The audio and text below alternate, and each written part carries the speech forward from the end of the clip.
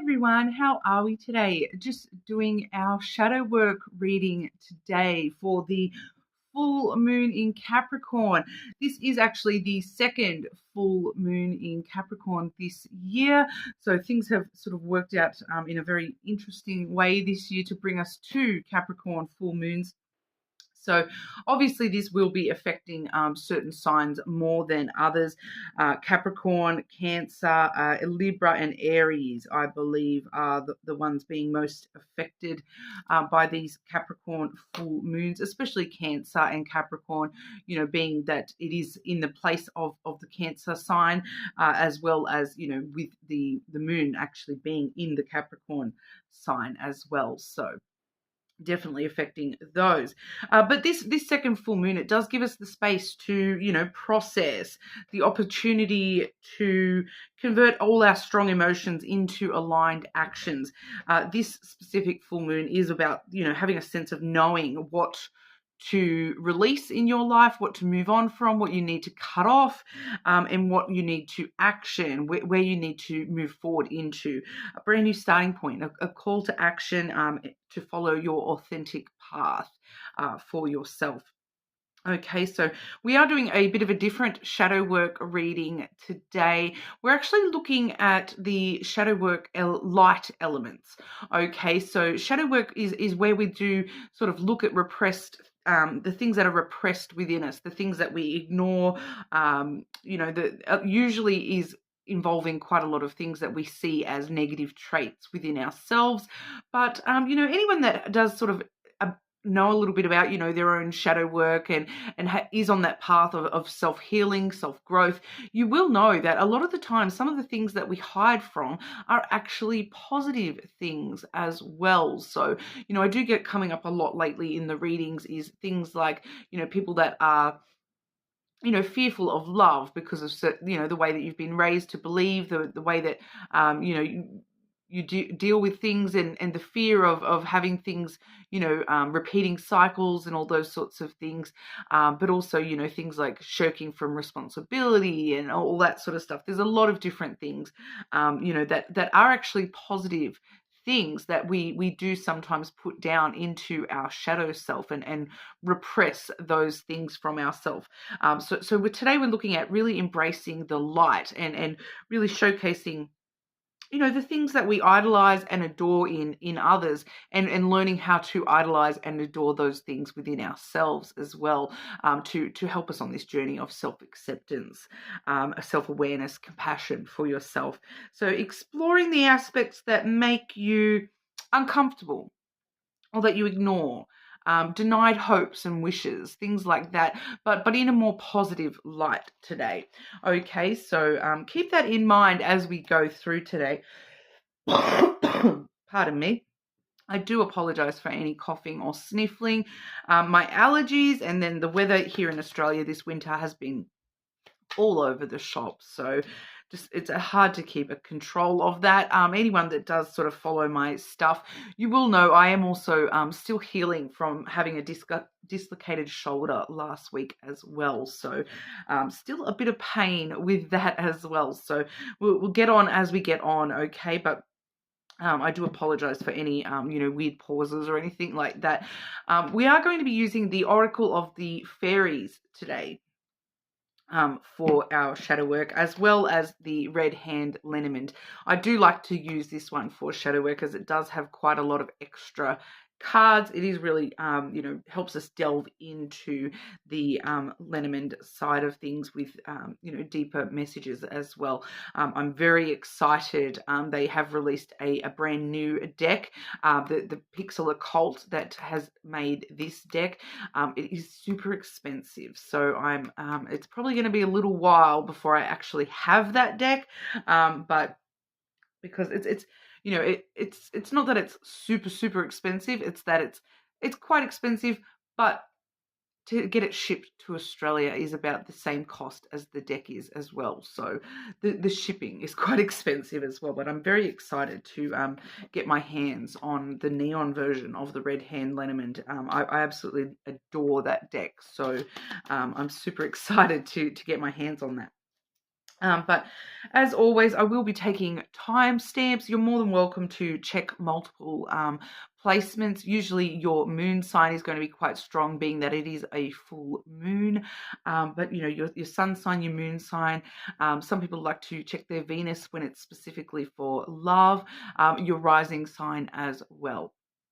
Okay, but getting started today with Aries. Okay, Aries.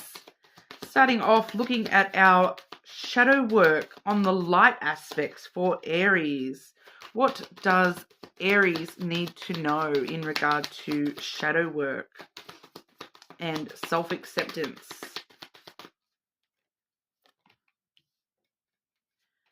Okay, so we do see straight away Aries, ask for help. Okay. Angels are celestial beings who protect everyone, and the fairies say now is the time for you to ask for angelic assistance. So this is about a lot of things here, Aries. It's not just asking for help and having faith that, you know, spirit, universe, your angels, whatever you personally believe in, you know, God, whatever that is for you. It's not just believing and having faith that they can help protect you and help you through the hard times in your life, but it's not being afraid to ask for the help that you need in your reality as well. So, you know, asking for professional help, if that's something that you are aware that you need to follow that route, asking friends, family, all that sort of stuff, asking for help when you do need it, and not just. I do sort of feel here, Aries, it's not just asking for help, but it's telling people how to help you, what you actually need and what is actually going to help you. I do feel that for some of you, you know, you may be, I can ask for help, that's fine, but people don't know how to help you, and you kind of need to actually, you know, let people in a little bit more, and sort of let them know, look, I need help with this, or can you give me advice, or can you just listen, or, you know, whatever it is that you feel that you need. Because some people, you know, when they ask for help, some people are going to come in strong and try to, you know, give you advice and advice and advice, and sometimes that's not what you need. Sometimes you just need you know, someone who's just going to listen. Okay, so this is kind of really asking you to, you know, look at the fact that there is people around you that want to help you, and accept their help. Okay.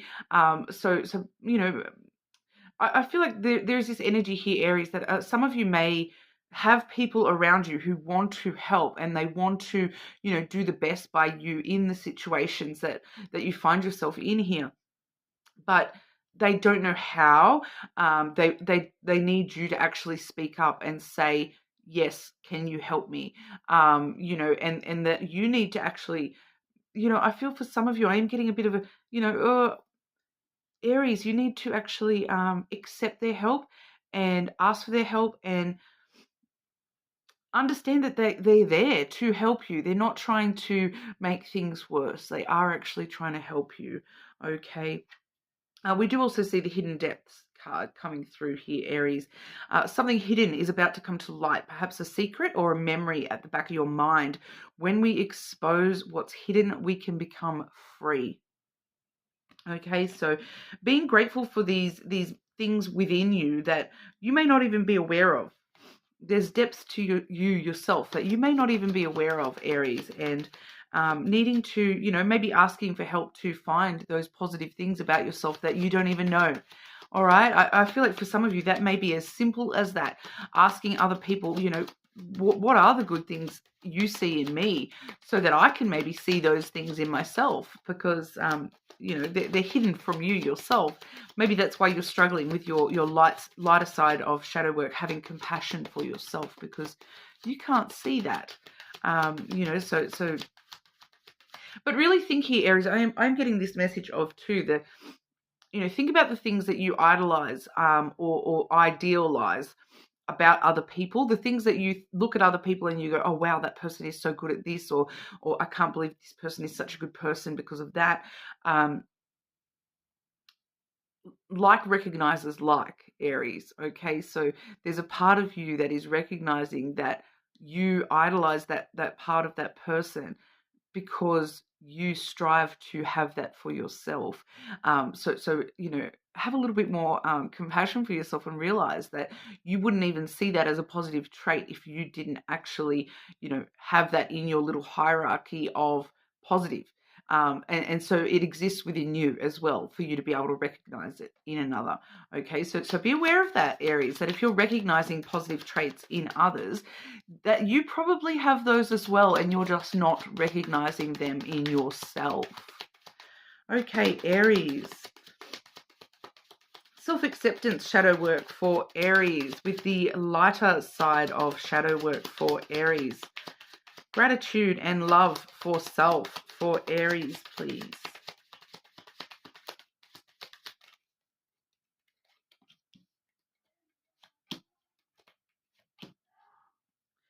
Aries. Okay, so I'm actually getting here. We've gone through a little bit of the actual shadow work stuff with those 2 oracle cards there. These 3 lenormand that I've drawn, it kind of just wants me to tell you these good traits about yourself. So I feel like maybe that's how this reading needs to go. Okay, we do have the book first and foremost. So, out of everyone, Aries, you have this amazing story of your life. Imagine if you wrote a book of Aries and your life and all the things that would be said in that book. You have lived a life, Aries, and this book is your own. It's up to you. You have the ability to control where the story goes next. Okay, you have a lot more control than you realize over what is happening in your life and what you're allowing to, leave that in chapter 1, leave that in chapter 2. I'm moving forward to, the next chapter of my life. So there's this ability within you, Aries, that you are really able to, change the narrative whenever you need to suit yourself, and that you have this ability to really look at your life as a whole and work out, I need this plot twist. I'm going to manifest this plot twist. So you have this really great quality about you, Aries, where you are able to change things within yourself when it's not suiting the narrative that you want for your story here, and that you have this ability to, really focus on the next chapter rather than allowing, the past chapters. It's kind of like if you want to throw away the whole book and start a whole brand new book, you have that ability here, Aries, that you really have this ability to embrace the unknown and put in these random plot twists into your story and really move forward into the next chapters of your life. And so regardless of whether you feel that or not, you have the ability to do so. I'm also seeing the cross here, Aries. So, you are very spiritually connected, religious, and spiritual beliefs are strong. And what you believe, that strengthens you and it pushes you forward. So you actually have a very strong spiritual connection within you, a very strong connection to, like I said with that ask for help card, whatever it is that you personally believe and want to, connect with on a spiritual or religious level, your connection is strong. Okay, so your faith and connection is very, very strong. So don't lose that, because your connection is actually quite a lot stronger than a lot of other people. I do feel like some of you kind of carry that as a little bit of a burden somewhat. I'm not exactly sure what that means. Like it weighs very heavily on you, that it's like your spiritual beliefs weigh very heavily on you and guide you very heavily. And so when you feel as though you're not meeting your own spiritual criteria or religious criteria, you hold that against yourself very heavily, Aries. But just know that the reason that you do that is because your connection is so strong. So focus on the faith and the positive in the spiritual connection there, and the fact that you are very, very connected and you can rely on that stuff within yourself as well. That's part of your hidden depth, that you have this huge connection to spirit. Okay. We also have the clover coming through here, Aries. So you know how to take a risk when you need to. You know how to, you know, be impulsive when you need to. You don't hold back. If you know that you need to jump in head first, you do it. You're not, even if you're afraid to face things, you have the ability to do that, and you know that you could if you wanted to, even if you don't, kind of thing. That you know, you have a lot of just natural good luck, regardless of whether you see that or not. Start to notice that a little bit more, and be grateful for those small little synchronicity moments of good luck, because I feel that that's something that a lot of you aren't noticing about your life. That it's kind of like you jump in the deep end, right? You jump into this water, and you jump in the deep end. And you think, oh, this is the deep end I'm jumping in, and you break your leg, and you're like, oh, this is horrible, I broke my leg. Stop and think about it, Aries, and go, hang on, if you had have jumped a meter to the left, you would have actually like broken a lot more than just your leg. You may have risked your whole life, and so you're actually very lucky in that sort of, like, it's kind of in an effed up sense, Aries. I'm not going to lie here. There's synchronicity moments like that within your life that, you know, even when things are totally effed up, it could have actually gone a lot worse. So it's kind of really effed up to sort of think about it in that sense, but it's kind of like to stop and really think about, hang on, this could have actually been a lot worse, and somehow I scraped through. You know, I'm just getting this, you know, a lot of you are sort of looking back going, no, that was really effed up, Michelle. But if you actually stop and look back again and sort of go, well, hang on, it could have actually been a lot worse. The consequences could have actually gone further than what they did. Like, and I feel like it really comes out for you though in those really effed up moments that I feel like there's quite a lot of you, Aries, that have been very, very close to you know, being in situations where you literally could have died. You know, I'm feeling some near-death experiences, and somehow you've stepped to the side at the very right moment, or, you know, things like that. It's like, but it feels like it's very wrapped up with some effed up stuff. I'm not going to lie, but like it's trying to ask you to, you know, that to be grateful for the fact that it could have been much worse, but you are very spiritually protected, Aries. You know, so you are actually a lot luckier than you kind of feel as though you are. So very interesting, but yeah, like I said, you are more than welcome to check your other placements, Aries. But subscribe to the channel, and we will move on over to our Taurus. Okay, Taurus. Oh, I just realized I forgot. I've done the timestamps wrong. I'm writing Taurus's timestamp down for Aries, but I'll have to go back and put Aries timestamp. So Taurus.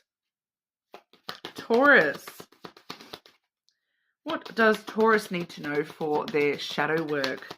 Looking on the lighter side today for Taurus. Self-acceptance, shadow work for Taurus, please.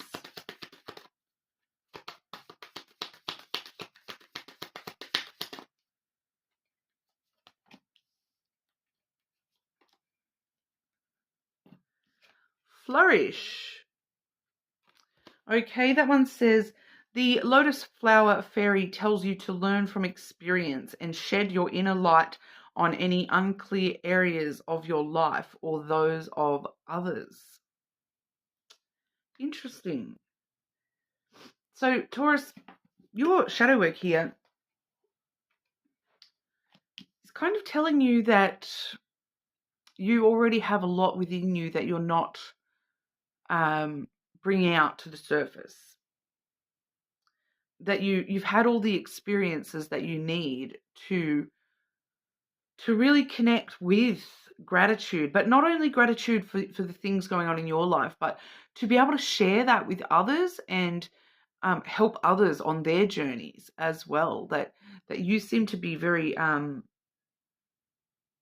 like teacher kind of role for a lot of people when it comes to helping them understand their own positive attributes and finding compassion and understanding for themselves and loving themselves, finding their own self-acceptance. But it's kind of wrapped up in, your self-acceptance. So the harder that you find it to kind of love yourself, the harder you are finding it to help others love themselves. And it also sort of tells us that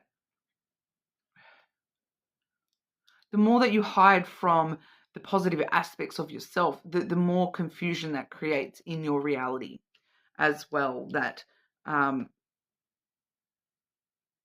looking at the positive things within yourself is actually going to help clear up any confusion that you're having around different things in your life. If you are feeling confused, the first step needs to be to stop and sort of say, well, how do I truly feel about this in a positive way? Like, what's the positive spin I can put on this? If I tell myself I am worthy of this, deserving of this, then what would that mean for this situation? Rather than jumping to the negative stuff. If you focus on things with a positive aspect, it's going to really help clear any confusion that you may have with things.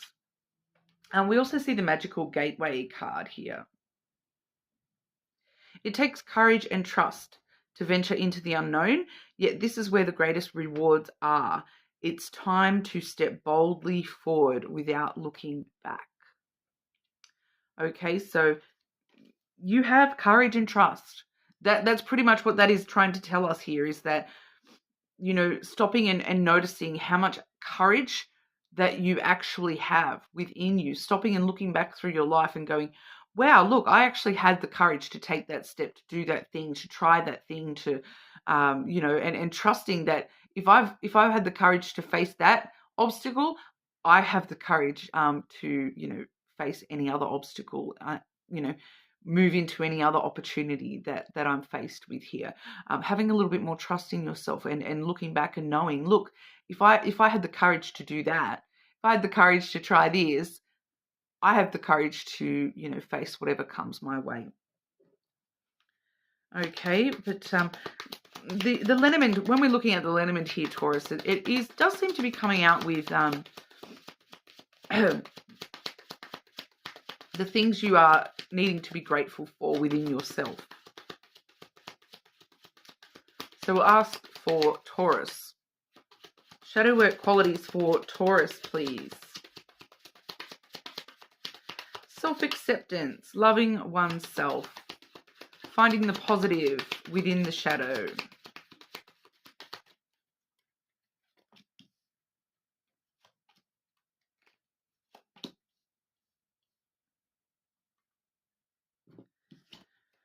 Firstly, we have the Sun.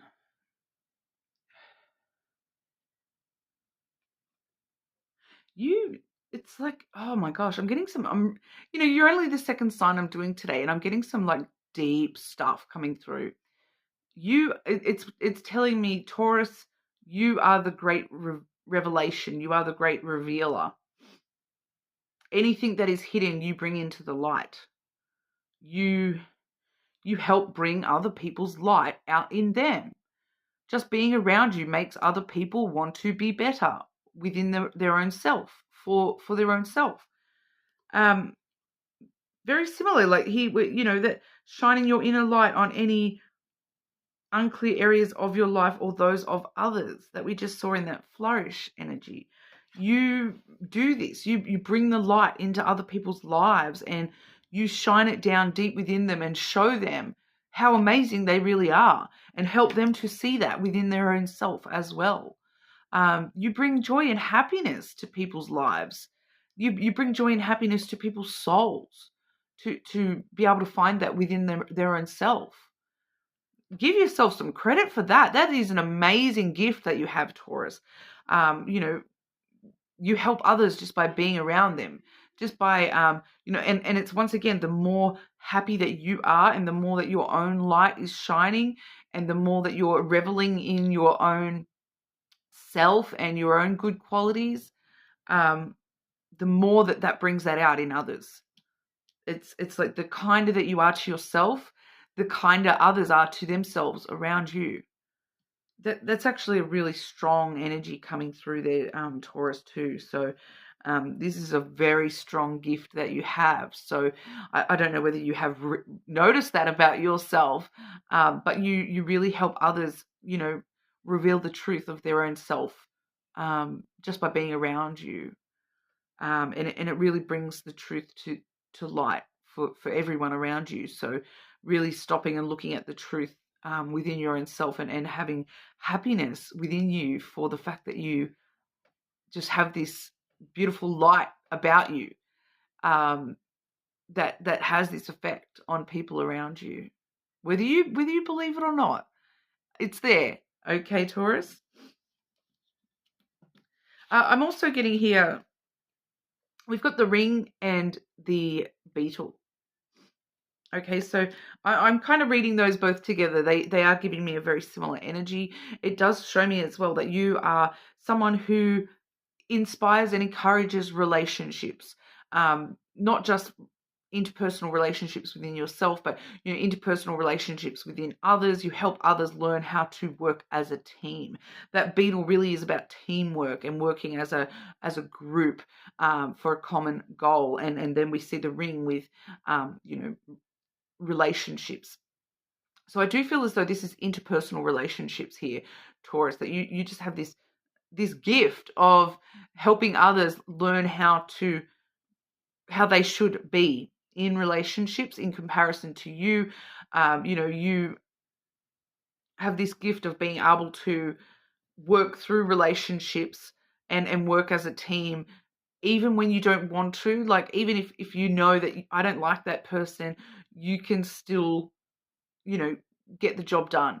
You can still work as a team, and even with people that you don't like, you know, like you just have this gift about you where, you know, you're like, you have the ability to fit in with different kinds of groups and work as a team with different kinds of people. It's like, it doesn't matter where this person is from or what they're like in their personal life.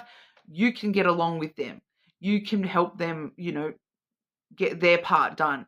You know, so it's kind of a little bit of delegation coming through there as well, that you have this way that you interact with people, that you can get people to, you know, pull their weight just as much. You kind of really are a good delegator as well. You kind of can see the things about other people that, oh, this person's going to be able to do that part of the assignment perfectly.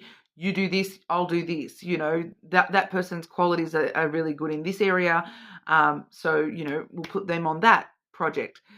So, pardon me.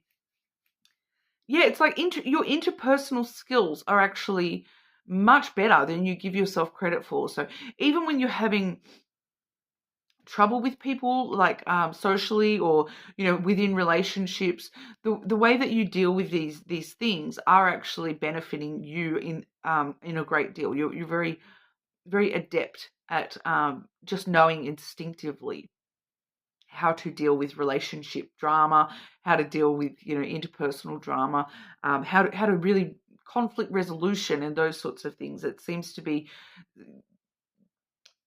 you know how to get it done. And so having the courage to actually step up and say, yeah, I can do this. I can sort this out for you. Let's get this done. You seem to be very adept at doing that, Taurus.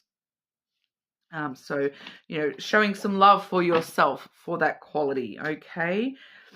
So that's what we have for you, Taurus. You're more than welcome to check your other placements, of course. Being a full moon, check your moon sign. But subscribe to the channel, and we will move on over to our Geminis. Okay, Gemini, looking at the lighter side of your shadow today. Gemini, what does Gemini need to know? in regard to shadow work, self-acceptance, shadow work for Gemini.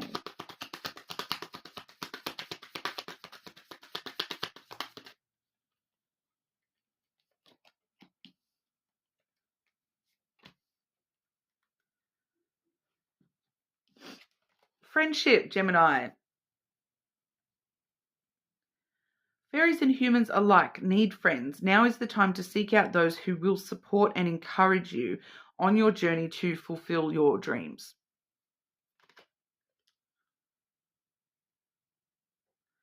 You have the power within you, Gemini, to find the people that you need when you need them. Okay, so this is like embracing how good you are at finding the people that you need when you need them. It's like, oh, I need someone who knows something about this to help me out with that. You know, like just as an example here, Gemini. I need to do this specific renovation project. I don't know how to do tiling, for example. All of a sudden, you are just meeting new people, getting to know people. Oh yeah, hi Gemini, I'm a tiler. Oh, would you like some help with your tiling project? Gemini's like, oh yeah, awesome, cool, thank you. You just have this thing about you, Gemini, where you have the ability to make friends with the people that you need in your life right then and there. And you may not even notice this, but it's like what you receive from the people around you. It's like you may wonder sometimes why people come in and out of your life. I kind of feel as though for a lot of you here, Gemini, you probably have noticed that. I feel like you've noticed that, oh, why do I seem to be able to make friends and then they disappear? And then, I make more friends and then they disappear. And but like stop and think about the fact of, hang on, when they were in your life, what did they help you with?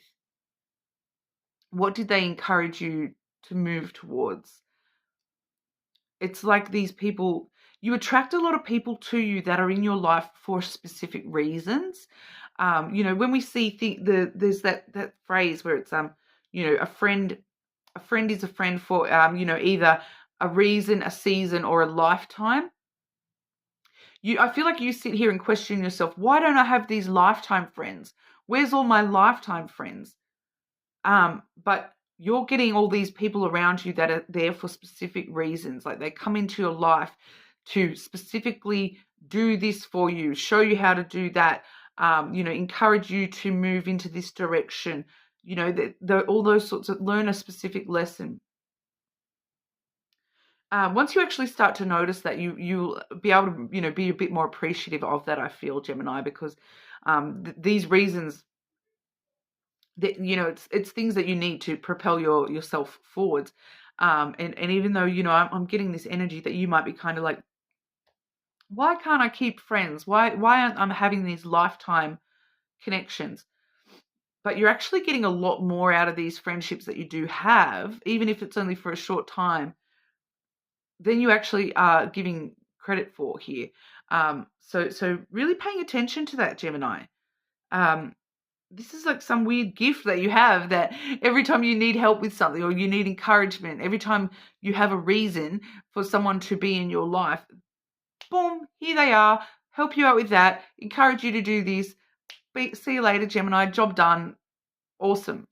It has come out with the moon energy as well. So I do feel as though for some of you, you may find that people seem to only stick around for one moon cycle, so like a month. 28 days. But surrender to the natural ebb and flow of life. If you're feeling confused, this fairy comes to calm emotions and reassure you that peace of mind is possible. This is reminding you that every time you're starting to feel confused in your life, every time you're starting to feel yourself being drawn into the negative aspects of your life, that you have this awesome thing within you, Gemini, where you can actually just surrender and stop, and the more that you just go with the flow, the more things work themselves out for you. You seem to have this energy about you here, Gemini, where it's like the more you just give into it, the more things just fall into place for you, and these people show up for you. And every time you need something, a resolution is right around the corner, as long as you don't allow yourself to get caught up in that. And the more that you surrender to these things, the more that you've just got this natural vibe to you here, Gemini, where things just flow for you when you let them. So that's amazing. Like not a lot of people have that. A lot of people do need to really force the energy sometimes, but the more that you force the energy, the worse things are for you, the more confused you end up. So you've got this really lovely aspect here that helps with that. Okay, Gemini, shadow work qualities for Gemini, please.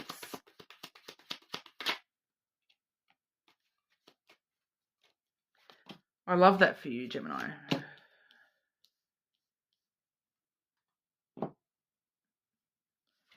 You have the heart. You have a lot of love. Have a lot of love to give, a lot of love to share. You have a lot of, like when you are, regardless of what's going on the surface, and regardless of what's going on for you here, deep down you have self-love. You have this. It's like even when you it's like even when you hate yourself, there's this unconditional love within you that pushes you forward. Even when you think everything is crap and I hate life and I hate this and I hate that, you have this love within you that won't allow you to keep that up. You know what I mean? Like, oh, it's a lovely quality here. You're someone who's very, very in touch with your own heart space. Okay, so the more that you do things from love and from that heart space, the smoother things are going to go for you here. Okay, you have a lot of love within you to give to the world, to give to yourself as well. So don't lose touch with that. Okay, like all that love that you feel for others, that's coming from you. Okay, that's coming from you, Gemini. It's not coming from all these other people that you love. I love this person, I love that. It's not their love. Just because you are giving that to them, it doesn't mean it's theirs. It's coming from you. Okay, it's coming from the call's coming from within the house, Gemini. It's your love. Okay, all that love that you've ever experienced in your whole entire life, it all has started from in here. So yeah, I just feel the need to just tell you, just stop and appreciate how much loving you've got within you. It's like, this is why you have to love all these people, Gemini, and why you have to have all these people come and go in your life, because you've got so much damn love that if you held it all within you, you would like explode. You've got to share it. Got to share it with the world, okay? You've got a lot of love to give. We have the anchor coming through for you. So even when you're feeling stuck, you know that you can depend on yourself. You know that there's this sense of reliability and stability within yourself that has seen you through many a dark night. I feel, Gemini. The anchor really does. We put the anchor down from a ship when we know, the water's about to get rough. Okay, and you have this ability within you to go, you know what, I'm going to knuckle down and get through this. You have this resilience within you, this sturdiness within yourself, this resistance to being knocked around, by life. Like, no matter how rough those waters get, you've got this inner stability holding you steady. You're like, hang on, I've been through much, worse storms than this. I can get through anything that life throws my way. Even when things get really rough, deep down, I know that I've got this within myself that, I can get through this. I know that there's another side to this, that I can get through this. I'm resilient and I will get through this. So cherish that. I'm seeing a lovely energy here for you. We also have the masculine. Very interesting energy to see here with those other energies. It kind of lets us know that you are the boss of your own self. You're very dominant of your own energy. You're very you're able to control your emotions when you need to. You're able to, knuckle down and get things done when you need to. You're able to, be very logical and rational about things when you need to. You've got a lot of love within you and you do work from your heart space, yet you're able to temper that and balance that very well with this masculine energy. So overall, it's kind of giving me this vibe here, Gemini, of, a lot of people give Gemini a lot of flack for being, the twins and the dual natured and, they're Gemini, they're like two different people.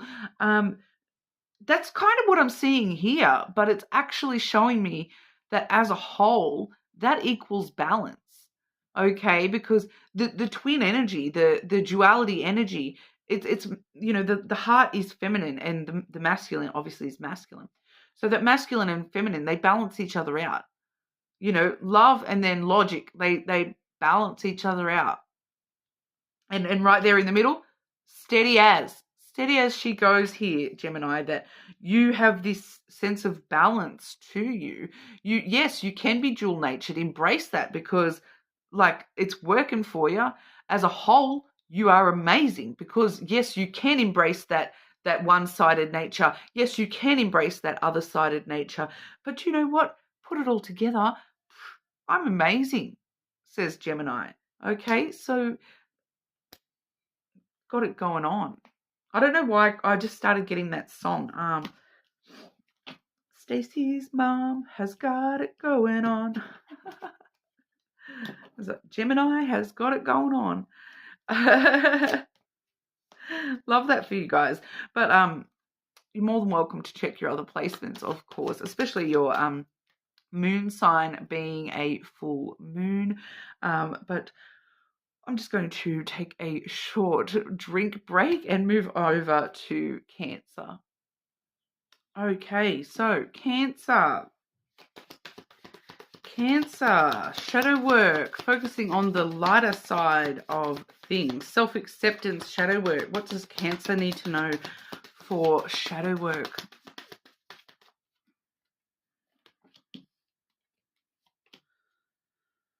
Abundance. Okay, so that does say prepare yourself for incoming abundance. Release any mental blocks you may have. In fairyland and humanland, there is enough abundance for everyone. So straight away, as soon as I drew that card, it's like, why are you blocking your own abundance? Why are you not allowing abundance to come through? Why are you not seeing the abundance that's already around you, Cancer? There's this... Abundance is a lot of things, okay? It's not just, when we usually hear the word abundance, a lot of the time we're directed to, financial abundance, wealth, and that sort of stuff. But abundance is a lot of things. It can be like a wealth of love, a wealth of money, obviously, a wealth of positive opportunities, a wealth of, whatever you put your mind to, a wealth of positive friendships and healthy relationships. For some reason, you're not seeing the potential abundance that you have. You're not seeing and being grateful for the abundance that you already do have, no matter how big or small that abundance is in your life. I do feel that for a lot of you, it's connected to this second card, which is purity. Okay, so I feel as though there's an abundance of purity around you. This, and purity, I'm feeling that that's coming through, like people around you with good intentions, and you're not seeing the good intentions. You're not seeing the pure of heart kind of vibe behind these people, and you're sort of fearful that they're, they just want to hurt you, or they're just trying to take advantage of you, and you're not allowing yourself to see and just enjoy the abundance of hang on, these people actually are, really positive energies for me. I do feel as though for a lot of you, it's connected to that people of purity around you, and the experience of purity and pure energy around you, the pure positive energy and like good and calm and healthy. And how else would you explain purity? Like, not non-malign, not evil, not trying to take advantage, not trying to use you for your vulnerabilities, not, it's just this, it's this energy of good around you, that you're just not open to the truth of how good things actually are around you, coming towards you, these opportunities that, because I'm just getting this energy here, Cancer, of you kind of being like, you keep telling yourself, it looks too good to be true, so I'm not going to trust it. But these energies around you, that they may look so good, they look so good, they look too good to be true, but they actually are true. It's you who's kind of like, oh, no, it's too good to be true. That's not real. That's not really going to happen for me. And then you block it from being able to happen for you, because you're kind of like, that would never happen for me. But here it is. It's right here ready for you to take. But then because you're like, oh, I don't trust it. I don't trust it enough, that it's actually, there must be, some hidden loopholes or clauses written into the fine print, and there's actually not. So you're kind of blocking this energy a little bit here, Cancer. The purity card, it does say, always trust in the purity of your heart. Look inside your heart, and within it you will find the answers to your questions. So, like, trusting, I feel a little bit more, trusting that, if I were to do that or say that to somebody else, what would my intention be? I wouldn't be intending that as a secret little dig at that person. No. So why am I presuming that that's what they're doing to me? I'm just keep getting the similar sort of messages there, Cancer. But we'll have a look here with the lenormand. Shadow work qualities for Cancer to look at, please. Shadow work qualities for our Cancers to look at, please. So the energy around you is good, Cancer. It's just you block it from actually getting to you. Okay, so firstly we have the garden coming through here. So the social energy around you, the garden is all about social stuff, meeting up with friends, spending time with people, work meetings even. These meetings are pure. Okay, so these meetings there's an abundance of social experience just waiting for you, Cancer. There's an abundance of, people that do want to meet up and hang out with you, and people that do want to, meet you halfway and spend time with you, people that do want to invite you places, and there's events that want you to be there. It's for some reason you are blocking these abundances from coming through for yourself here. But you do have this ability here with this coming through as a shadow work quality. You also have this social ability that you block yourself from as well, that you actually are more willing to meet people halfway than you give yourself credit for. You're more of a social butterfly than you tell yourself you are. You hold yourself back from really allowing yourself to embrace these social situations as much as you could be. Okay, you do have this beautiful social energy here. It's like there's an abundance of people that just like you, Cancer, and you kind of keep telling yourself, oh, nobody likes me. But you're perceived a lot better than you actually give yourself credit for. Okay, you are the only one that sees all the bad qualities that you have within yourself. Everyone else sees you as, Cancer's, the life of the party. They're someone we want to invite places, someone we want to hang out with and spend time with. So, give yourself a bit more credit socially. All right, you're not a social pariah. Okay, I'm hearing that clearly. We also have the whip, which is a very interesting quality here because the whip is actually about conflict and trouble and tension. I'm hearing aggression as well, but it's not really about aggression. But when it comes to conflict, it's more um, like verbal jousting kind of aggression. So it's kind of like, though, as a shadow work quality, is that you actually have this gift within you to be able to deal with conflict in a way that a lot of other people cannot. And you definitely don't give yourself enough credit for the way that you approach conflict and the way that you deal with conflict, the way that you deal with conflict within yourself, the way that you approach tension and trouble within yourself, the way that you're willing to accept your punishment as well, that you need to actually stop and give yourself credit for the fact that, when consequences have been dealt out, you've taken your consequences and you've taken your punishment and you've been like, yep, I probably deserve that. And, you kind of just beat yourself up about the punishment rather than realizing, hang on, I've actually accepted responsibility for my actions here, and I've taken the consequences that were deserved to me. I feel like even some of you probably have actually taken on consequences that are not even your own in certain situations as well, because you kind of just like, well, no, we just need to resolve this conflict one way or another, and you don't give yourself enough credit for that, and because that is actually a very virtuous quality, that you see it as just, oh, you're just getting stuck on the conflicts and the punishments and the quarreling and the fighting and the drama, but the way that you've dealt with those and taken responsibility for your role in those is actually very virtuous. Okay, so really stop and think about that, Cancer. We also see the scythe coming through for you here. So, this is something, I'm a Capricorn, right? And we are very muchly dealing with Capricorn and Cancer energy with this full moon. This shows us you have this Capricorn quality, Cancer, where you're able to cut things out and, break that out of your life. If that's not serving you, boom, gone. And you don't actually give yourself enough credit for that either, that that if something's not serving you, you're kind of like, bang, out, gone, I'm not going to deal with that.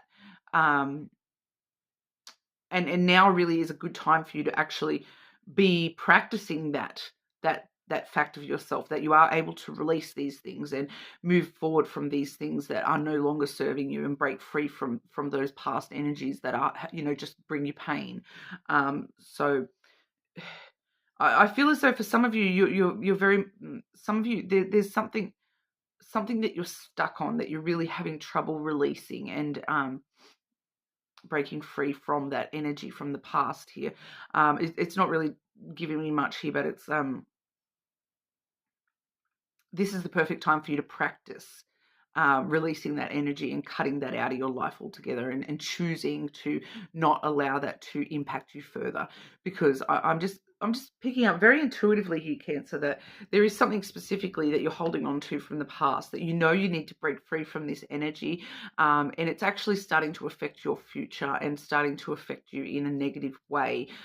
So now really is a good time for you to be cutting that out and making a conscious decision to break free from that. With the scythe here, it's a very quick energy too. So it's kind of like, as soon as you make that conscious decision that, I'm not going to allow this to affect me anymore, boom, broken free, releasing that energy. I am also hearing here, Cancer, that, there's certain meditations that are going to work really, really well for you when you are trying to deal with these sorts of things. I am picking up like cord cutting frequencies and meditations may be really useful to you at this time. Because you can actually cut cords, not just between you and other people that affect you negatively, but from, past experiences. You can cut the cord from that past experience. You can cut the cord from, certain situations or things in your life as well. So, some of you may need to do a cord cutting meditation, or listen to some sort of break free cord cutting type frequency. May be really, really good for you this full moon, okay? But as soon as you sort of make a conscious choice to do that and focus on the future, you're able to do so, okay? So have a little bit of gratitude for the way that you can do that. Embrace that random Capricorn energy there, because it's going to work really well in your favor for you here, Cancer. It's going to stop holding you back as soon as you sort of consciously choose that. Okay, but you are more than welcome to check your other placements, of course. Subscribe to the channel, and I'll move over to our Leos.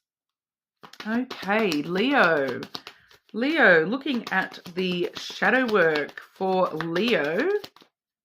What is the light shadow work energy that Leo needs to look at?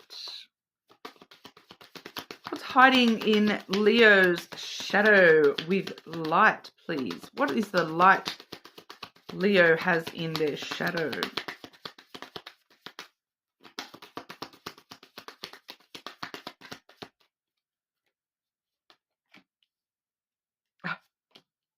Wow.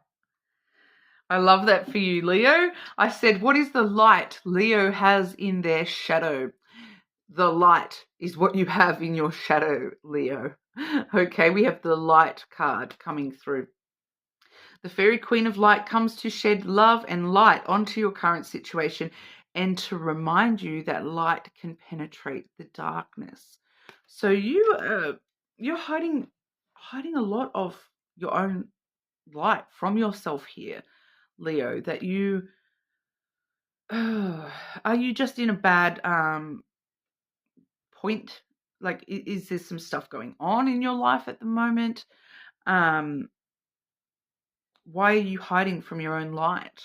Why are you hiding your light from others and not expressing the truth of yourself and the loving, beautiful being that you are?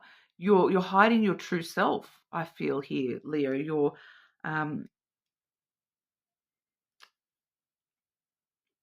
allowing the darkness to reign. You're focusing too much on the negative stuff.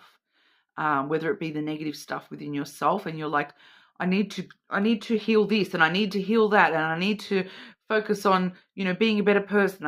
You're focusing too much on the bad stuff. You're focusing too much on the negative stuff. You're like, oh, I have too much pride. I have too much ego. I have too much this. I have too much that. I'm very I get angry. You're focusing on all the negative stuff.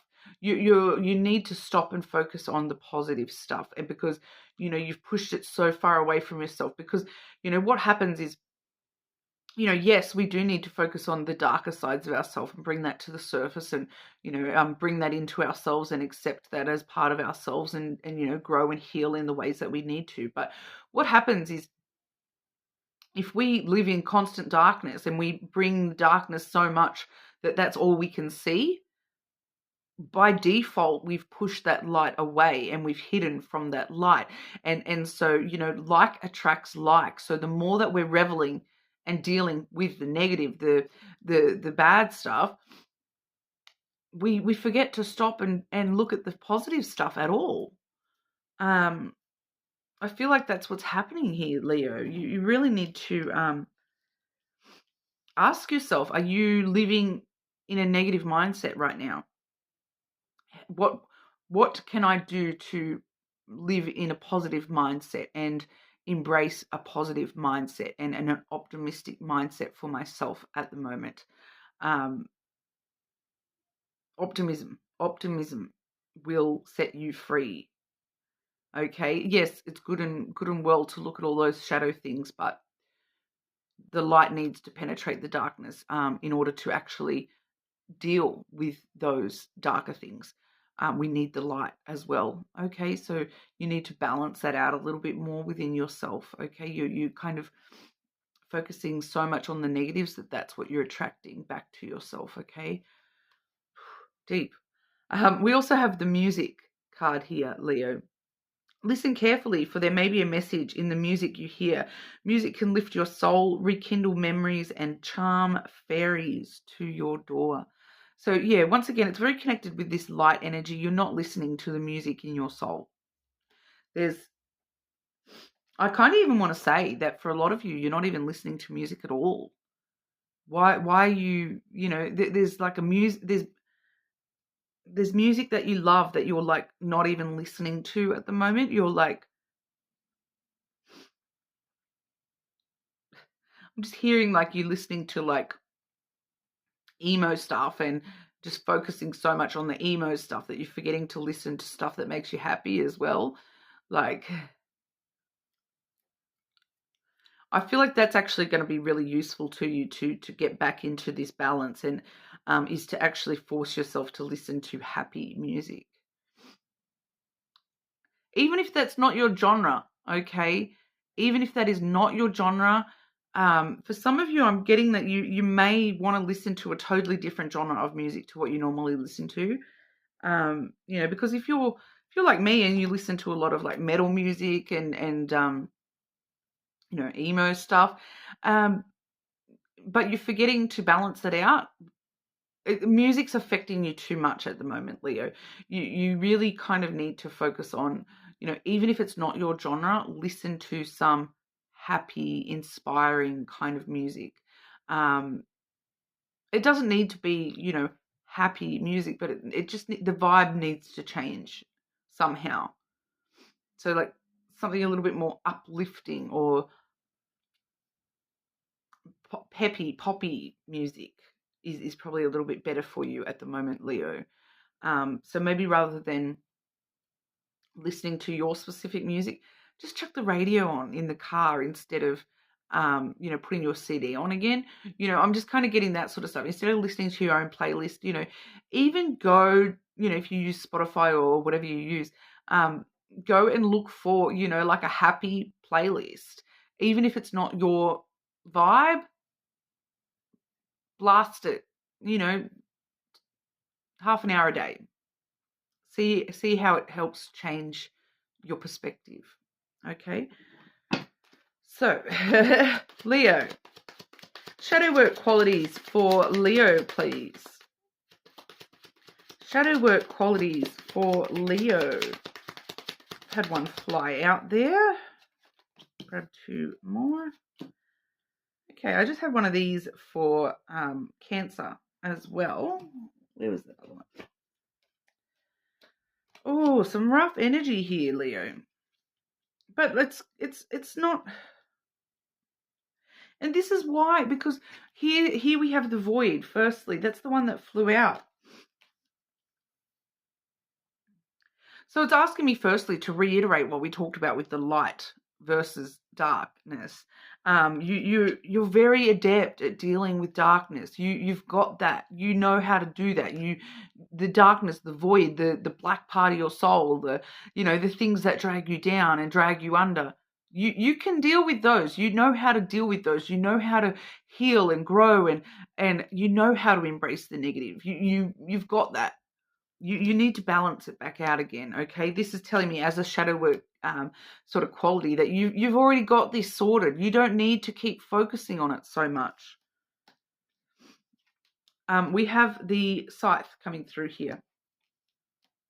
You're someone who can break free from stuff pretty easily, cut stuff out of your life when you want to. When you choose to cut things out of your life, boom, gone. You can do that. If you decide to cut it, you say to yourself, Leo, cut it out. Boom, stopped. That behavior stops. You seem to be very in control of being able to break free from certain things and to make very unexpected decisions in your own life. And that seems to actually be a very good quality for you to focus on, is making the unexpected choices, cutting things out unexpectedly. I'm kind of getting this energy here of like, for example, someone who's addicted to something, and you are here like, that's it, I'm going to stop that.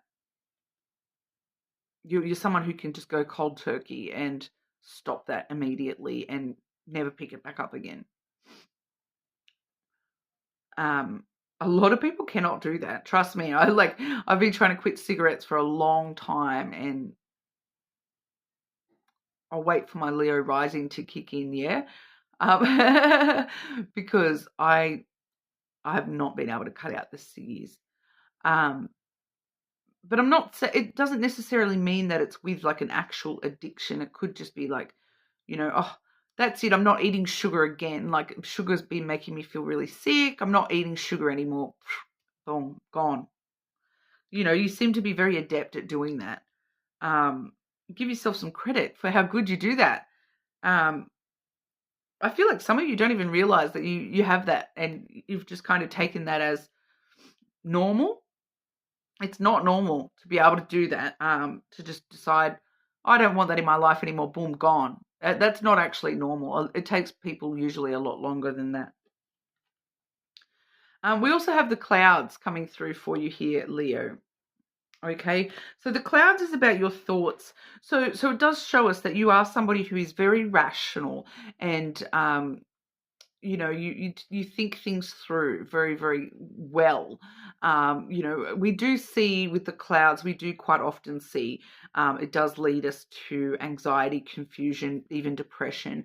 So you may be very prone to those things, but you are also somebody who is very, very in control of your own thoughts, and you are able to be very logical and rational. So especially when it comes to this light versus the darkness stuff, cut it out, Leo. Cut that out, because you have this strength of power of your mind, this power of your own thoughts here. And as soon as you choose to cut that out and stop thinking about the negative stuff, stop working on the negative stuff, start focusing on the light stuff, boom, done. Balanced. Okay, so you seem to be well placed here for yourself to be very rational and logical, and understand what I'm saying here, that you need to balance that out. You can't, the more that you're embracing the darkness, the more you're inviting that in. So you need to start embracing the light and invite that in instead, to help balance yourself out here, Leo. Okay, so but music, that's happy music. Okay, that's your homework for your shadow work, Leo, is go and listen to some happy music. Okay, I really feel as though you will find things are going to start shifting for you, if you do that and make that change for yourself. Okay, well, I'm just going to pause, and then we will move on over to Virgo, but don't forget to subscribe to the channel. Okay, moving on to Virgo. Virgo, what does Virgo need to know in regard to their shadow work? Focusing on the lighter side of shadow work today, what does Virgo need to know in regard to shadow work, please?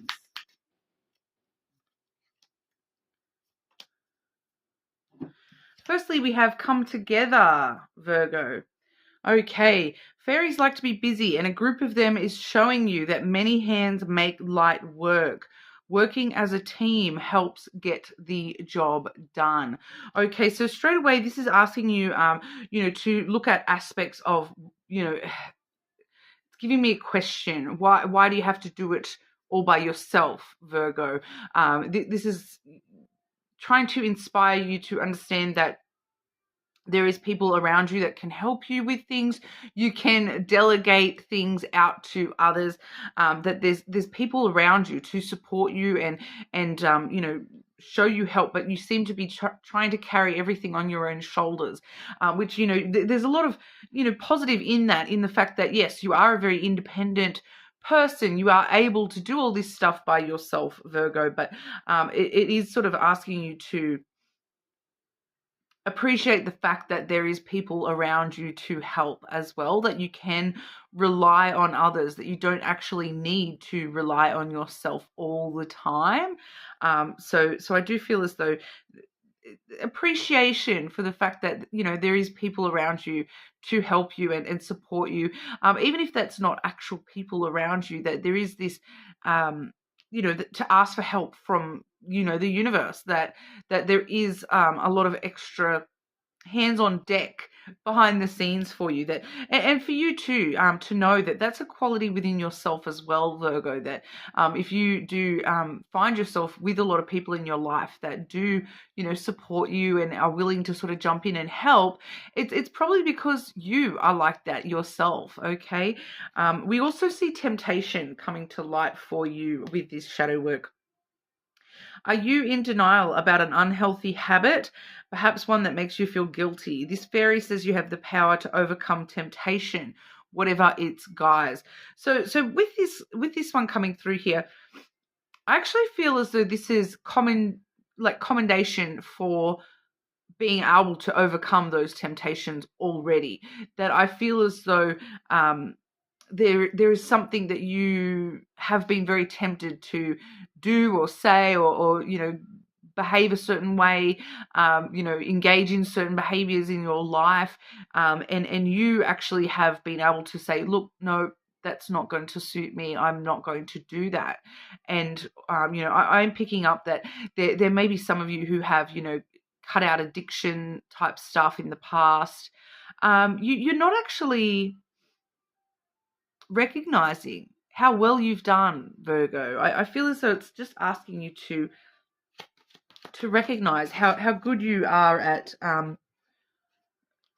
refuting temptation when it steps in your path, when you know that it's unhealthy for you, and sort of to inspire you to continue to do that for yourself. Okay, but we'll have a look here specifically at the qualities we're looking at here with shadow work for you. And finding the Lenormand showing, you know, the positive qualities from within that you are ignoring within your own self. But Virgo, shadow work qualities for Virgo, please.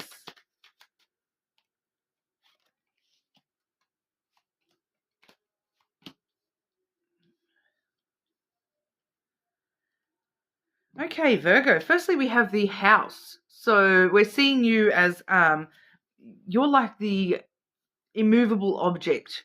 If you want to move Virgo from their stance, from their, you know, from their steady footing, you know, if you're trying to push Virgo off balance, it's going to take a lot of bulldozers and whatnot to do so. It's not going to be an easy mission. You have this, you know, this inner stability where you know, this is who I am. You know, you can't sort of shake me.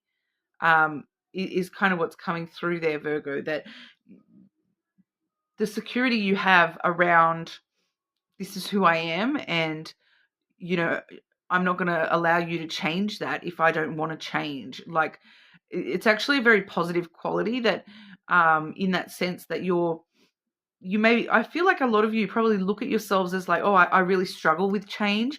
But it's kind of actually like, you know what, I'm very firm in my beliefs and I'm very, you know, secure in who I really am. And I'm not going to allow someone to come in and change me for their better, because it may not be for my own betterment.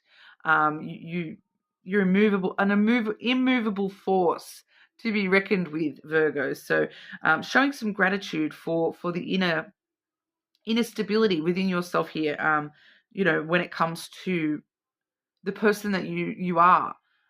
Very, very commendable there. We also have the bear. So not only are you immovable, but you are this pillar of strength and power that, you know, people look up to you. People really, really look up to you to protect them, that you are someone who is very protective of the people that you love.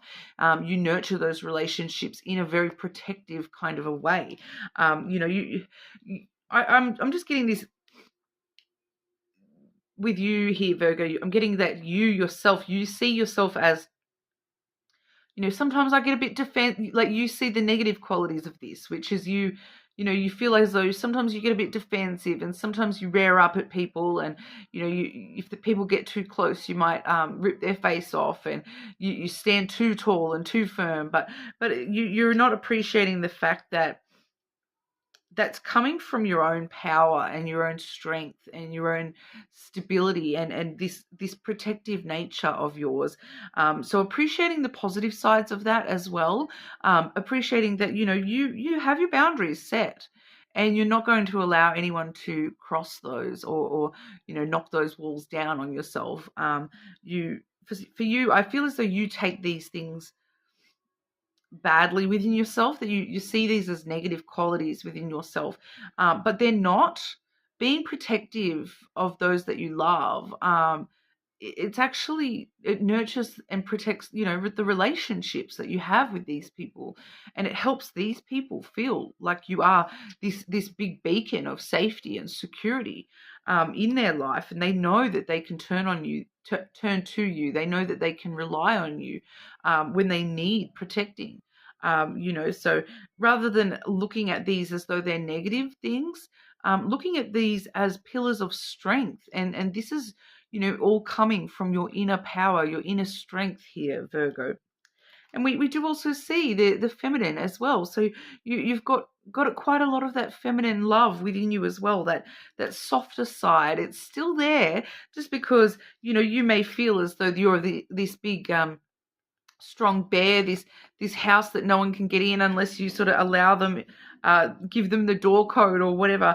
You still have this beautiful, soft, nurturing side to you as well. That the bear does talk about nurturing energy as well. So you do really help nurture others. I feel here for you, Virgo.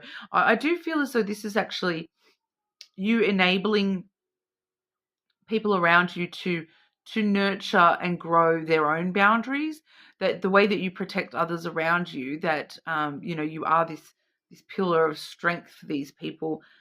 It allows them to actually put up their own boundaries in a safe kind of a way, and it nurtures them being able to have their own guardrails, so to speak, so that they can then in the future stand up for themselves and protect themselves a little bit more. It's kind of this leading by example energy. So especially with that come together, like, really, really coming together with that energy and knowing that you are actually helping other people so much by allowing them to help you and allowing yourself to continue on protecting these people, but that it's allowing them to people want to come together with you and do things for you and help you out as well here. And sometimes I feel like you need to let them, because it helps them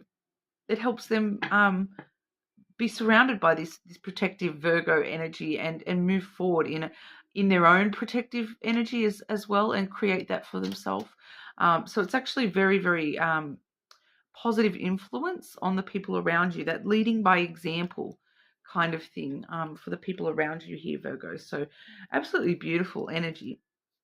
But that's what we have for you. You're more than welcome to check your other placements, of course.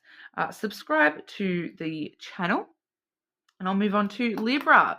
Libra, looking at the lighter side of shadow work today. What does Libra need to know for their shadow work, please? I feel, Libra, that you guys have been someone who has really, really done well this lunar cycle in between these two Capricorn full moons.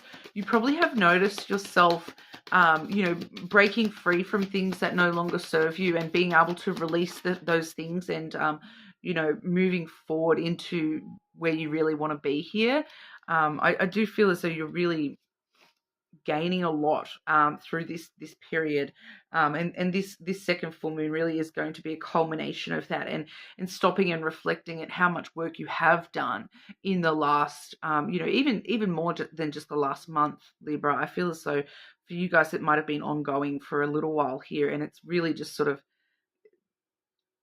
coming to a head during this cycle here, and you're finding you're able to actually stop and look back and notice how far you've actually come. So don't forget to have that stop and look back and reflect, and you know, have some gratitude for how far you have already come, Libra. You guys have been putting in the work.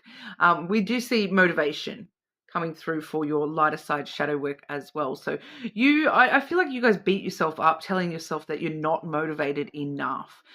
Whereas this is asking you to stop and realize, like, hang on, you have been highly motivated. You have a lot of motivation to get things done, but where exactly is that drive going towards? Because, you know, maybe that's why you're feeling like, oh, I'm not motivated enough, because that's when that drive is headed towards things that you don't really care about.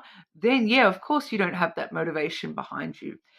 So really noticing for yourself here, Libra, that when you do get motivated about things, you have a lot of motivation behind you. When spring approaches, the flower fairies urge you to spring into action. If there is something you've been merely thinking about doing, then get busy and do it. Okay, so we actually will be heading into spring here soon in Australia as well. I do normally read seasons as my own. So this is sort of asking you to stop and reflect before you do spring into action, very, very sort of in the next cycles for you here. But to stop and reflect about, you know, when I do have this really, when I have this really big motivation pulls, it is because I am driven to a specific thing or a specific direction. And of course, you know, the motivation is strongest for you, Libra, when this is something that you are passionate about. Okay, so breaking free from those things that you are not passionate about so that you can focus on the things that you are. And that's, you're really going to be able to see how much motivation you truly have. I feel a lot of you haven't even noticed how much drive and motivation you have behind yourself here. We also have the lost and found energy there, Libra. That does say what was once lost is about to be found, thanks to the lost and found fairy. Sometimes she can help us find things we never even realized were lost. I feel like I need to clarify what exactly is that lost and found energy for Libra regarding, because it's telling me it's a quality. When I'm using the lenormand, I'm asking for qualities that we're seeing with your shadow work here, that you have sort of put into your shadow, that you not really consciously aware of. You have this positive quality. You kind of hide that from yourself a little bit here. You feel guilty about having that, I feel, for especially you, Libra. You feel guilty about being this great person, and you hide a lot of this. Specifically that lost and found. What specifically is that lost and found quality for Libra? The stalk. Okay, so it's the way that you stir things up. Like so you kind of get stuck telling yourself, oh, I'm such a shit stirrer. I stir things up, and I really push people into doing things that they're not really ready to do, especially mixed in with that motivation energy here, that you motivate others around you a little bit here as well. And you kind of not, for some of you, this is a quality that you haven't even realized, that you have this ability within you, that you inspire others to action, that you put the ideas in other people's heads, and then, you know, they make it reality, and you don't even realize. You just think you're just shit stirring people, or, you know, oh, I feel like I said the wrong thing to someone here and there. And it's actually really, it's working out really well for the people around you that you're doing this to. You not even realizing that you have this quality within you that does sort of motivate people and gets people going. And yeah, it stirs the hell out of people, but in a good way. In the long run, it's a good way. So it may upset people when you do this, Libra, but you only see the upset side of things. This is asking you to, find that side within yourself where it's actually this, showing you this quality of you. You're the ideas man, giving all these ideas to others on how they can do things for themselves and improve their own selves a little bit here. I feel as though it's a little bit reflective on the way that you motivate others here, the way that you actually come up with really great ideas, and other people put them into practice. And like, I feel like for a lot of you, you may have had moments where you're like, oh, so they stole my idea. I can't believe I had that idea a month ago and I never said anything. But, just being around you is what gave that person that idea. So you kind of need to just stop and realize that if you had that idea, it's yours. Pardon me. Other shadow work qualities for Libra, please. Other shadow work qualities for Libra.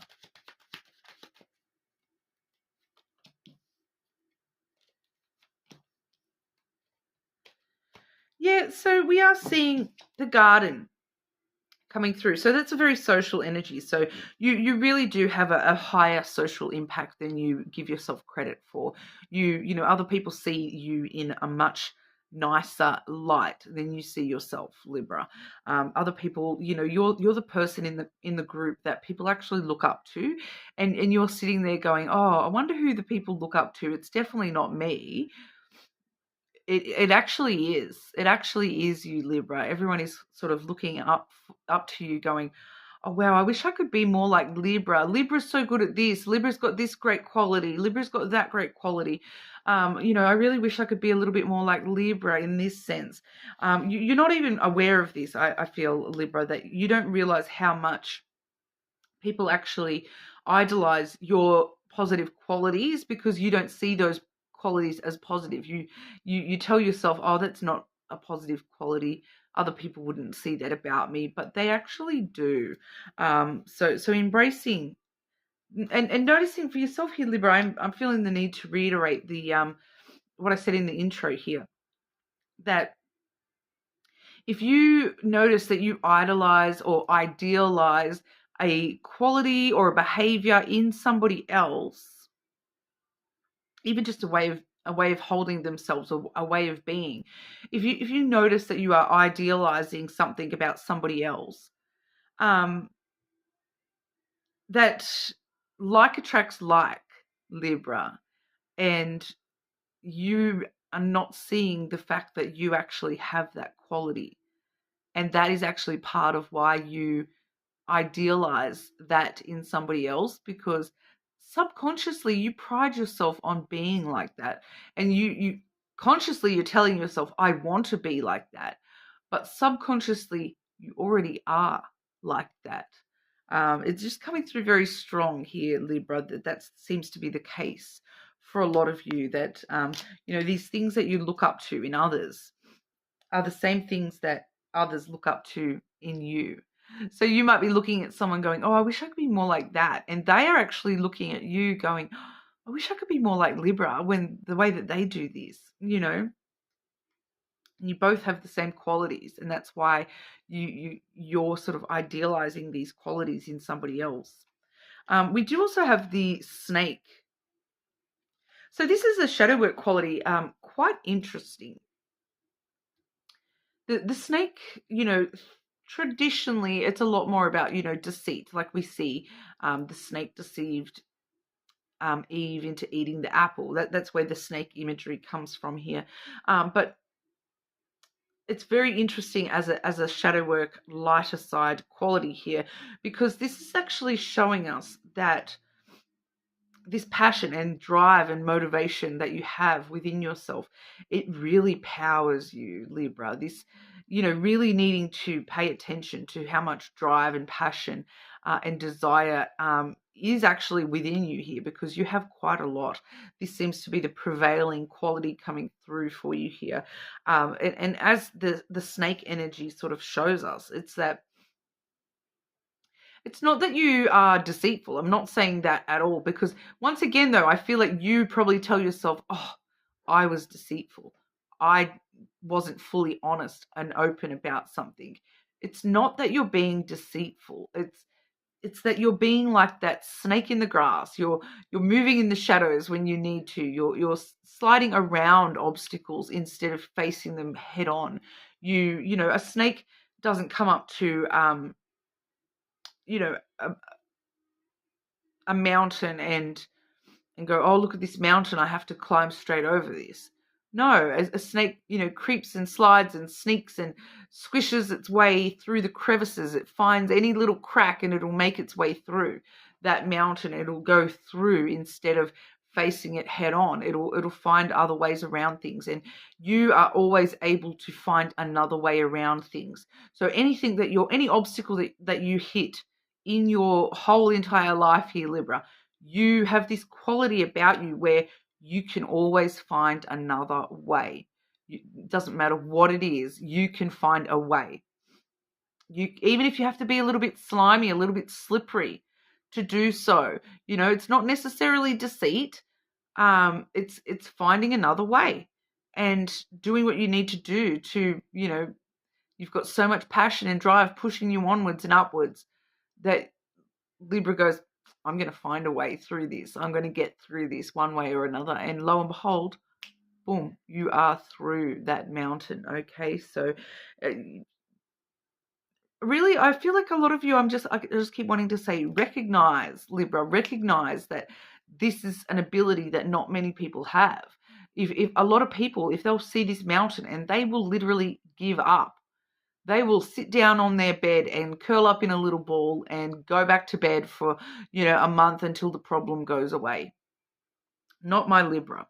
They will face that and find a way to get what they want out of the situation. Their passion, their motivation to get to the result, they will find a way to get there, even if it's not the way that is the normal done way or anything like that. They will find a way to get there and get that result that they need. So, that's actually a really good quality. I feel like a lot of people look at you and see that about you too, Libra, and you are just like oblivious, not realizing that you do that, and that other people actually really look up to that, and they're like, oh, I can't believe Libra always finds a way around things. Doesn't matter what you throw at them, they come up with a solution. The Libra are the solution masters. Okay, but that's what we've got for you, Libra. You're more than welcome to check your other placements, of course. Check your moon sign being the full moon there. But subscribe, and I'll move on over to our Scorpios. Okay, Scorpio. Looking at the lighter side of shadow work today, what light qualities does Scorpio need to see in their shadow work? Shadow work for Scorpio. Shadow work for our Scorpios. Just FYI, Scorpio, you guys are heading into a phase of, what's the word? Whatever's been going on for you lately, things are changing. Okay, Scorpio, you're heading into a period where things are really going to start happening and going in the direction that you want them to. So it's like you're entering into like a I don't know what it is exactly, but it's like a blessing period for you, Scorpio, so that anything you want, you will be able to get. I feel like for, quite a while here, at least until the end of the year. From now until the end of the year, I feel, Scorpio, you guys are going to be, entering into like a new phase for yourself. So embrace it, okay? For your shadow work, the light qualities that you need to see in your shadow work is your light itself. We have the light card there, okay? The Fairy Queen of Light comes to shed love and light onto your situation and to remind you that light can penetrate the darkness. Okay, so yeah, you've been in this period of darkness. I don't know what's been going on for the Scorpio collective, but it does definitely feel like this. You've been in this darker period, moving into the light now. Okay, but as the shadow work thing here, it's asking you to really get back in touch with the positive stuff in your life, in yourself. Okay, I feel like a lot of you have been so focused on the negative stuff. Like, I'm not saying that you haven't been doing the shadow work. You've been doing the work, but you've been focused so much on fixing this and that and this and that and healing that bad thing and healing my guilt, healing my shame, healing, all the negative stuff. You've been so focused on that you've forgotten to heal the stuff that is involved with light and positivity. And like attracts like. So, the more you're focused on that negative stuff, the more you actually are attracting more of that to yourself. You do need to start focusing on some of the lighter qualities. Straight away, I'm getting a lot of intuitive messages here for you, Scorpio. I am feeling that for a lot of you, there's something that's been coming up lately in a lot of the Scorpio readings about a fear of love. Okay, and that's what I'm picking up on here with that light as well. You need to start embracing love as a positive. Okay, love doesn't always have to hurt you. Yes, it has in the past. Yes, it might possibly do so again in the future. Yes, there are darker aspects to everything around the whole idea and ideal of love, but there's a lot of light there as well, and you're blocking the light because you're so focused on the negative side of it. You really need to bring that to the surface, bring the lighter side of things to the surface, and you need to force yourself to focus on optimism and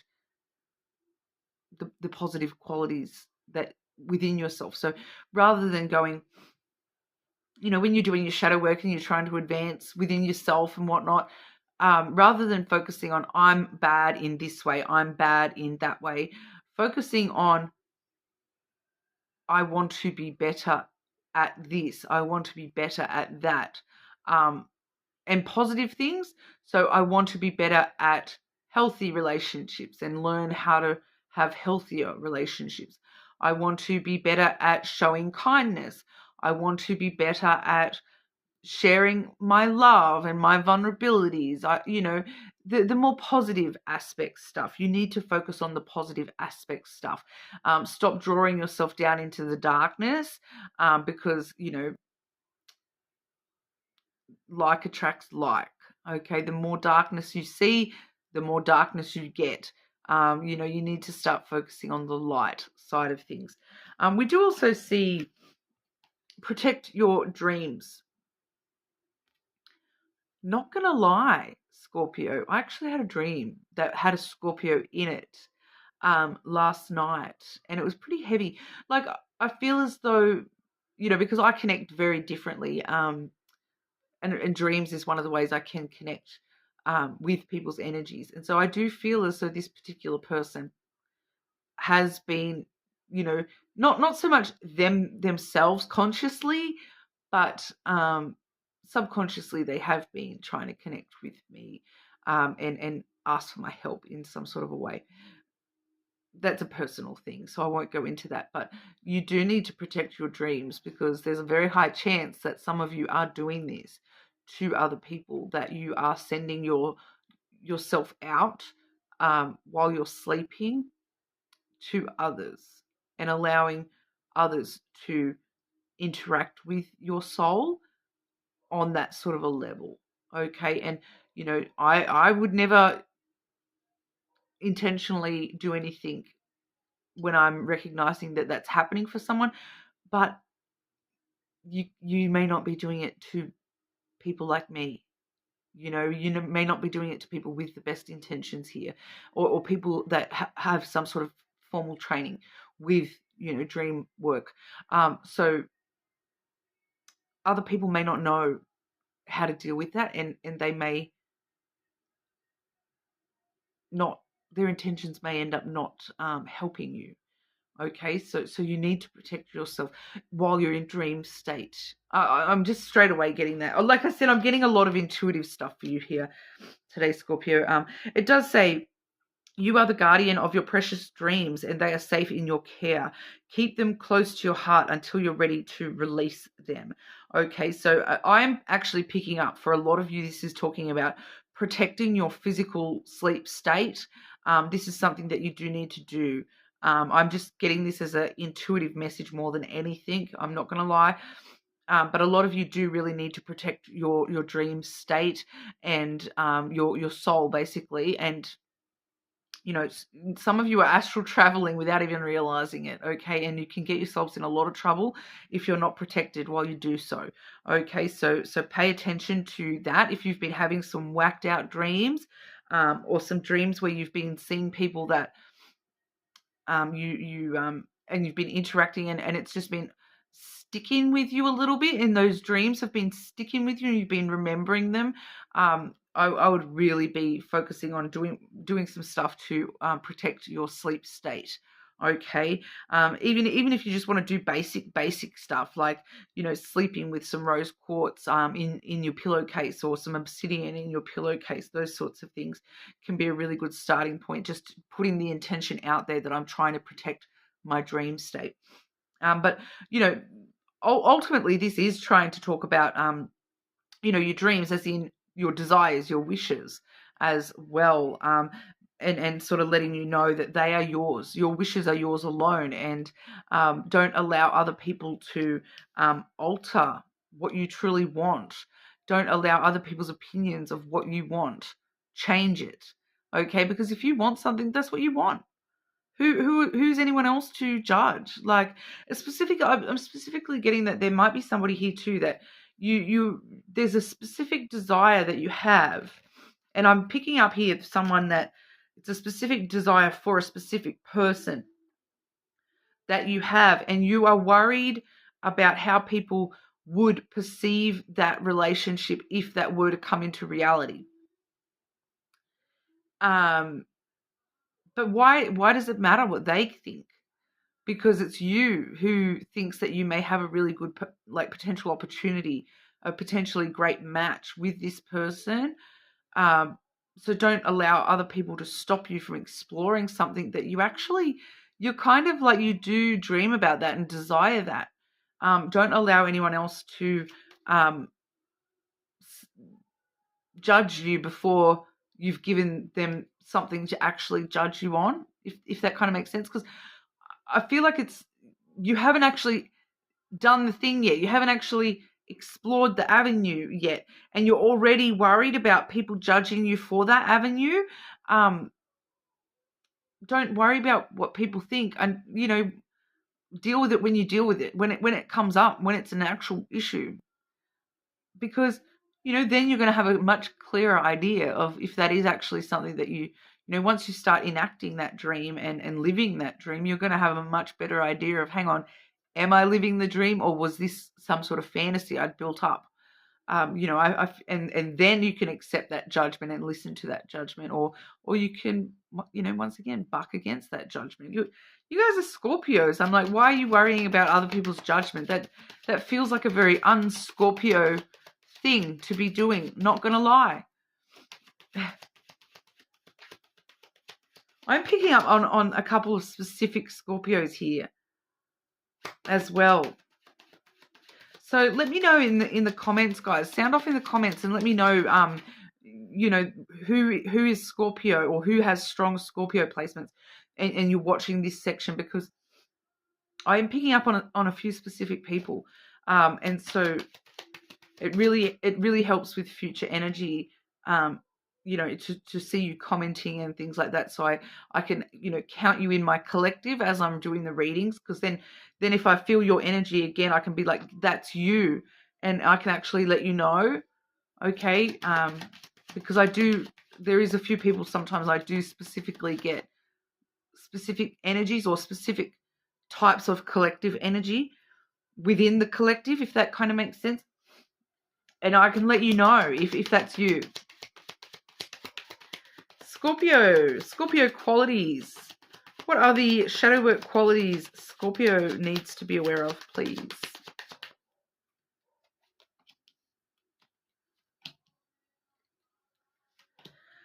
Scorpio, why are you so hard on yourself? You have so much to give. We have the flowers, the bouquet coming through first. You have so much to give. There is just this energy about you, you feel as though you have nothing to give. Why do you feel that way? You have so much to give. Other people see you as the reward for all their hard work. So why are you so hard on yourself and feeling as though you're not a gift to these people around you? Because holy air, you really are, Scorpio. Start thinking of, like, now I'm hearing someone, what do you mean God's gift to women or something? Who's that? Not gonna lie. I do know a few Scorpio men that not gonna lie, you've got a lot to give. Don't worry. That's stop, please. You have a lot to give, Scorpio. There's a lot of you that you. Sorry. Sorry, I'm getting some really big messages there. Okay. And I'm like, worst time for those visuals to get slammed in my face, right? Okay, sorry. Oh, please let me know who the Scorpio men watching are. Hi. I'm definitely picking up on some male Scorpio energy here. And I know exactly who one of them is, at least. It's the same one I was dreaming about last night. I'd be very interested to know if they had a similar dream, actually, because, you know, it does feel as though that was more than just a standard dream as such. But you have a lot to give, okay? And people want to give back to that. You know, like, people want you to open up and give to them because they want to be able to give to you. And you're just very blocked off to giving of yourself. And it's stopping people from being able to give to you as well, Scorpio. So, you know, I just keep wanting you to say, open up a little bit. We have the dog energy. You are so loyal to people. When you love, you're like that dog that latches on and does not let go. You're that little puppy dog that follows this person. It's cute and beautiful, and I love it. I want to give you lots of little pets right now, Scorpio. I really like it. It's that fun little puppy energy. I really like it. You're a good friend. You don't give yourself credit enough for the person that you are. You actually are, like, your spirit here is beautiful, Scorpio. You need to share that more. You've got so much awesomeness within you that you need to share that a little bit more, Scorpio. You know, because loyalty goes both ways as well. You know, the more loyal you are, I know that it's not always been the case, okay? But there is people out there that want to be loyal to you. They want to give you the same reciprocal love, time, energy, friendship that you have to give. Okay, so stop living in that darkness so much. You've got so much light within you. You know, and then we see the tower, which is literally a lighthouse, shining that light out like a beacon. Here is the safe spot, you know. Go to the safe spot where the light is. Wherever the light touches is safe. Scorpio, shine that little beacon of yours. You know, there's a lot of strength within you. Especially you're not realizing how much strength you have in the solitude that you take. I'm just trying to work out how exactly that makes sense, how to word that. It's like when you take time to yourself to work through things, geez, you get things sorted in that time. Like, you work very well independently, and when you're putting that power onto yourself, you go so far. It's like you're this tall giant tower. You've set up some really strong foundations within the person that you are. You know, and it's time to start sharing that. Okay, I can't really go over that more because it just keeps telling me the same things, and I keep getting this picture flashing, and sorry, I need to move on from that energy, Scorpio. You guys have got a lot of good qualities that you push down. It's time to start sharing those with the people around you, because there's a lot of people around you that want to give it back. Okay, there's people that are willing and able to give that back. You need to start dipping your toes back in that water, shining that light out, so that you can find them. Okay. So that's what we have for you, Scorpio. You are more than welcome to check your other placements. Subscribe to the channel. I will just quickly pause and then we'll move over to Saggy. Okay, Sagittarius, looking at the light side of yourself today with our shadow work. My hair is all crazy from the wind. Sorry. Sagittarius. What does Sagittarius need to know for their shadow work?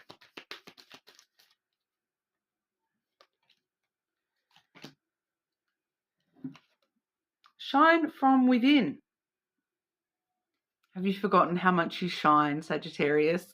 Looks are only skin deep. True beauty shines from within, and it's time for you to shine. This is a time for self-acceptance and for revealing your true beauty. So needing to bring your true beauty to the surface. I am just sort of feeling like it is a shadow work reading, so sometimes we do get a little bit confronting, guys. But have we been a little bit focused on superficiality lately? It is feeling as though you have forgotten to focus on the internal beauty. And you've been very focused on external stuff, and not even just beauty though. Like, I'm picking up that some of you have been very, very focused on that level of superficiality. Like, I've got to be wearing this, I've got to be wearing that, I've got to look like this when I go out. But it's that superficial level of the way that you present yourself, that you've got to present yourself a certain way to be accepted, and you don't. Okay. I'm just sort of feeling as though for some of you, you're realizing that the way that you hold yourself, the way that you present yourself to people, it's not a true representation of who you really are. And you're needing to be yourself a little bit more, and not worry about, I have to always fit this certain aesthetic, or I have to always, look really well done. I have to, there's something else there too. I just can't pick it. It's, I feel like it's got to do with money, the way that you're presenting yourself on a superficial level with money. Like, I've got this, I've got that, rather than I've got this quality, I've got that quality. You may be focusing on what you have in reality a little bit for some of you here. So really needing to bring your inner beauty to the surface a lot more at the moment. We do also see solitude coming through for you. Think of being alone as meaning you are all one and in total harmony with everything. The greatest treasures are those that wait silently during your quiet times. So you may have been struggling with being by yourself lately as well, with that feeling of aloneness, and that even in a crowd you're feeling alone, and understanding that is actually a good quality to have, that you do set yourself apart in your own kind of way, that you do actually need to spend time with yourself in order to find those things within yourself that are your inner beauty, and that you want to bring to the surface a little bit here. Stop feeling so uncomfortable with yourself. Stop feeling as though you have to be around other people to find your worth. Your worth is not in others, it's within yourself, okay? It's just coming through there, Sagittarius. But we'll have a look with the lenormand. What are the shadow work qualities Sagittarius needs to know? Shadow work qualities for Sagittarius, please.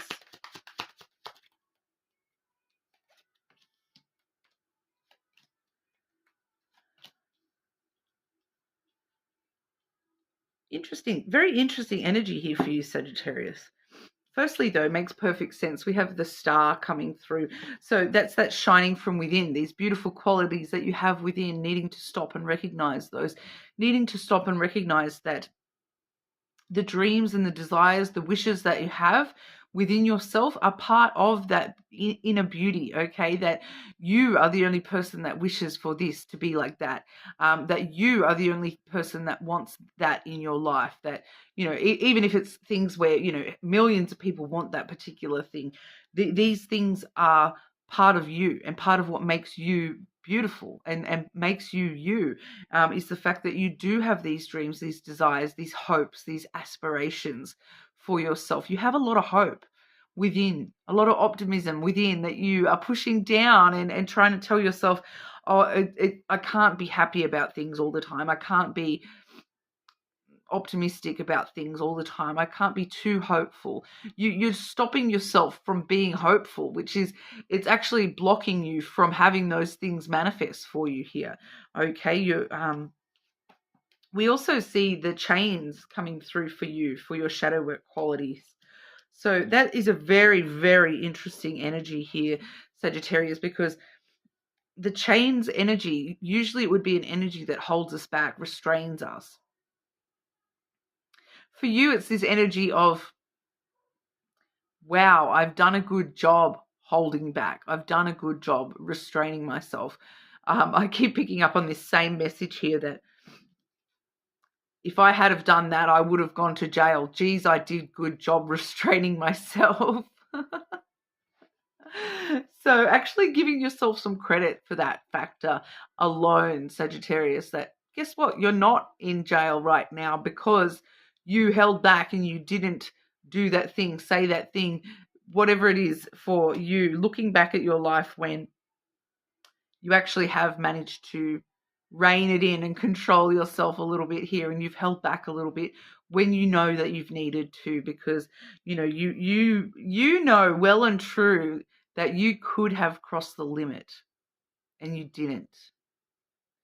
So give yourself some credit for that, because there's a lot of people out there that they know that they should stop doing that or saying that, and they don't. And look at where it leaves them. You've restrained yourself, you've got a lot of self-restraint, and use it for good, because it's there to guide you and help you. And it's stopped you from going to jail a few times, I think. So it's definitely a good quality for you to be able to know when to hold back and know when to restrain yourself from, it's perfectly fine to visualize and imagine doing those things anyway, right? But self-restraint. You've shown a lot of self-restraint during your life, and needing to give yourself credit for that, a bit of gratitude for how well you have restrained yourself in the past. Okay, but stop restraining all the positive and optimistic stuff. Just restrain those, those little demons that want to come out sometimes. Some of my I do have quite a lot of people I love that are Sagittarians, and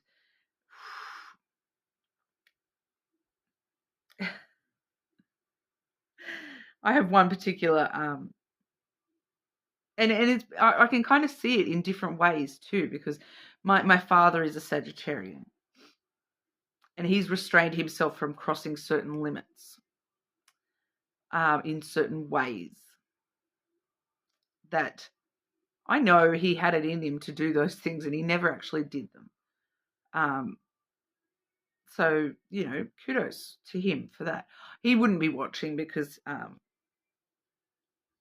my dad's a very old school Aussie kind of bloke, would not be interested in star sign readings whatsoever. But I also have a Sagittarius friend that unfortunately has moved a long way away from me, and I don't get to see her very often. But some of the things she has told me that she's restrained herself from doing, and I know that she has the full capabilities of actually doing those things, and that if she had have done some of those things, Because the thing too is I feel the Sagittarius energy I'm picking up here is that a lot of the times you've restrained yourself. It's because you've been, the thing you've wanted to do, it's been to protect somebody else. And you've had to restrain yourself. And so it hurt to restrain yourself because you just wanted to, look out for somebody or protect somebody else. And so it was hard to restrain yourself. So you felt guilty for even wanting to do those things in the first place. But you needed to do that for yourself. You needed to restrain yourself for you. And it's actually a very, very good quality that you need to give yourself a little bit of a, tap on the shoulder for that one. Okay, because talking to some Sagittarians, and you know it, you know it, guys. You know that there's been a few times when if you had have done what you really wanted to do, you would have ended up in jail. Okay, so well done for not being in jail right now, guys. I feel like you need to be grateful for that, okay? We also have the octopus energy, which is another very interesting one here. The octopus energy is like, this is an ability you have, but you once again, you feel as though you need to put on a bit of a mask and hide how adept you are at these qualities, because this is you actually being someone who is very, very adept at camouflage to start with, multitasking. They're the two main ones that are coming through here, because, the octopus has 8 tentacles, right? So you know that you can do 8 things at once. You know that you can have your hand in 8 different little pots all in one go. But you hide that talent and you don't showcase how much you can actually take on in one go, and that you can actually do everything all at once, because there's this something about you where you know that you need to allow other people to do things for themselves, even though you know that you could actually have your little tentacles all over it and have it sorted straight away. You've restrained yourself really well from, and allowing other people to do what they need to do for themselves as well. So that's actually a very admirable quality, that you've been able to restrain that, even though you can. You haven't. You've known and recognized that, hang on, 2 of these little tentacles need to be somebody else's control right now. And the camouflage thing, you can blend in when you need to. You can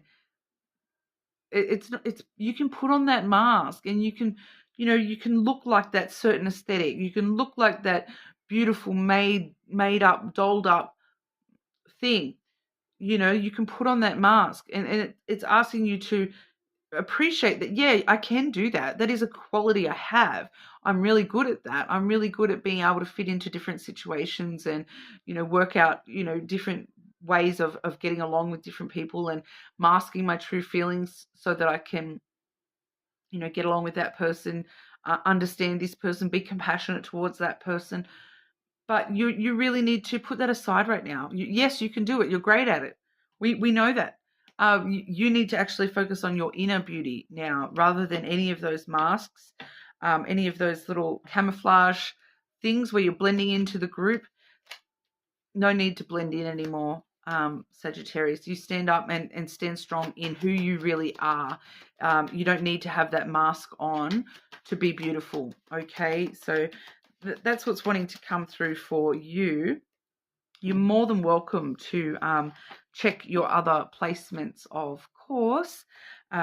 Subscribe to the channel, and we will move on over to our Capricorns. Capricorn, focusing on the lighter side of things today. What does Capricorn need to know in regards to shadow work? Capricorn, what does Capricorn need to know in regard to shadow work, please?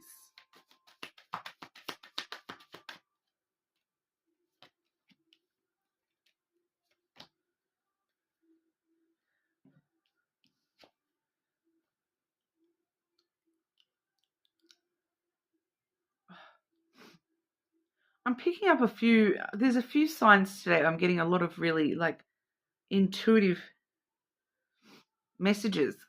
There's a lot of intuitive messages sitting right there, Capricorn. I can't quite read them just yet, but all of a sudden there's this it's like as soon as I open that cage, they're just going to come flying at me. I can feel it. There's a deepness sitting right there, Capricorn, ready to unload on you right now. It is the full moon in Capricorn. Okay, so it is going to affect you guys a bit. This is the second one as well. So this is really reflecting upon the cycles we've been through in even the last 15, 16 years. But just even in this last month, things have happened, haven't they, Capricorn, that have made you sort of reflect on things differently. You've noticed changes within yourself. There's a lot going on in your energy, Capricorn. Even if it's not hitting into your reality, although I feel like for a lot of you it is, there's a lot going on in your energy. Starting off with tree wisdom, though, okay, this tree dryad will help you navigate through your current situation. Her flute can reveal insights and answers through the sound it makes. I'm also a Capricorn, guys. Have you guys been having the ear ringing lately? I've been having a lot of that. I've had this other one too where it's like I can feel that it's ringing in this ear, but it's not in my ear. It's through my crown chakra, but like on that side of my head. And it's like ringing through my whole brain, through my whole top couple of chakras here. The whole ringing. It's like, it's the same as ringing in the ear, but it's like, it's actually like deeper. There's a deeper messages to these downloads I've been getting lately. Something going on for you, Capricorn, in the energy for sure. A lot of you are hearing things as well.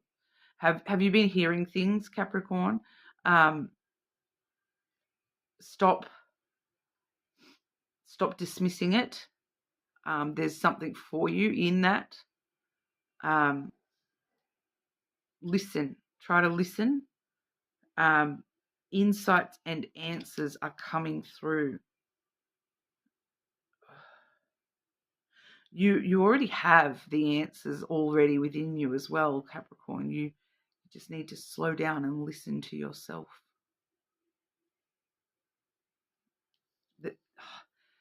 It's like, I don't know why it's not. It's like I'm touching the edge of all this stuff here, and it's just, maybe it's just too much for me to comprehend if I were to try to read everything. It's right there, like it's literally right there. And I'm just sort of skimming the edges of what's wanting to come out here. It just feels so deep, Capricorn. I feel like a lot of you are feeling it, or have been for the last month. That there's a lot going on in your energy that you just can't even comprehend it all. You've been getting a lot of like downloads and like subconscious messages. There's a fundamental change going on within you. There's something within you that is on a subconscious level completely changing everything. Heavy. Divination. Okay, that one says, embrace your powers of divination, which are especially strong right now. You have the ability to see your current situation with crystal clear clarity. I just keep getting given examples to tell you examples of what's going on for me at the moment. Like I said, I am a Capricorn sun as well. I do have a couple of placements in Capricorn. Obviously, the main one being my sun sign. Crystal clear clarity. I've got a situation going on in my personal life at the moment, Capricorn, and this is a situation. It's I've faced it before. It's a person, okay? I've dealt with this person before. This time around, I understand things differently. I understand what's going on a whole different level to what I did first time around. First time around, I reacted to the situation, to the person. This time around, I'm like, it's like it's see-through. I can see straight through exactly what's going on, what's being said, what's happening, where things are going. You know, I kind of know already exactly what's happening here. And part of me feels like I've known all along. I've just not actually been able to see it until now. And the way that I've been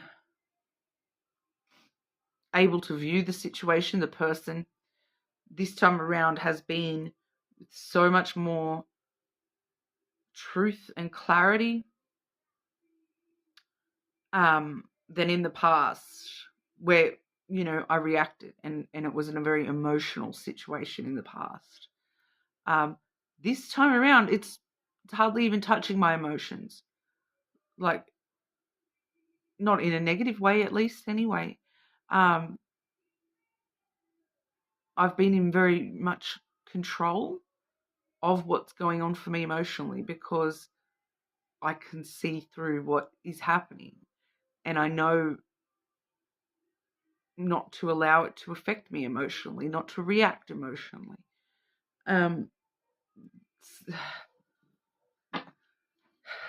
Capricorn Collective. It shocks me that when you always see TikToks and YouTube videos about talking about, oh, these are the signs that are the most sensitive to, you know, spirit and the universe's messages, and these are the signs most likely to be empaths or sensitive or mediums or psychic or clairvoyant or whatever. Why does Capricorn never get a mention? You guys are like one of the most spiritually in tune collectives, full stop. Pisces is pretty up there. I'm not going to lie. Pisces is actually pretty up there. Like, I don't know whether that's an always thing or you know, just in the readings I've been getting for the last 6-8 months, Pisces is always getting heavy spiritual messages, but so the hell are you, Capricorn. Your readings are always really deep and connected, very deeply. I did have one sign already as well that was also very, very spiritually connected this particular reading as well, but I can't remember which one it was. I wouldn't have a clue now.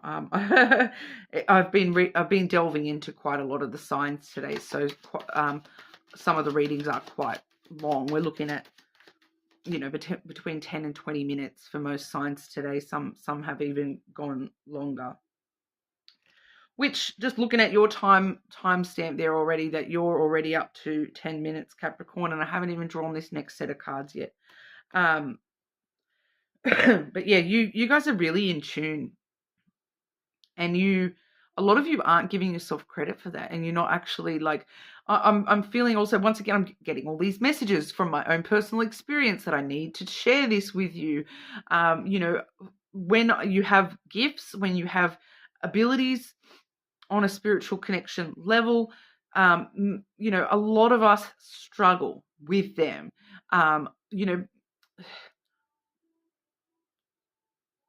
and struggle with the difference between, because especially Capricorn being such a logical, rational sign, you question yourself. Am I going crazy? Am I delusional?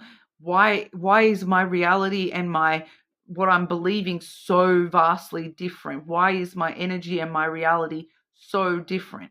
You know, there's this big fight between reality. Is it reality? Is it illusion? Is it delusion? It's the reality of the energy, for sure, Capricorn. Start believing it a little bit more. A lot of you are really stuck in that fight, and if this is you, it's resonating for you right now. You know that means that's what you know exactly what that means, right? If you've been finding yourself stuck between your belief and is this a delusion, or you know what's real, what's not, what's a delusion? Am I going crazy? Is this really happening? I'm here to tell you, yes, it is. Okay, yes, it is. Stop questioning yourself so much.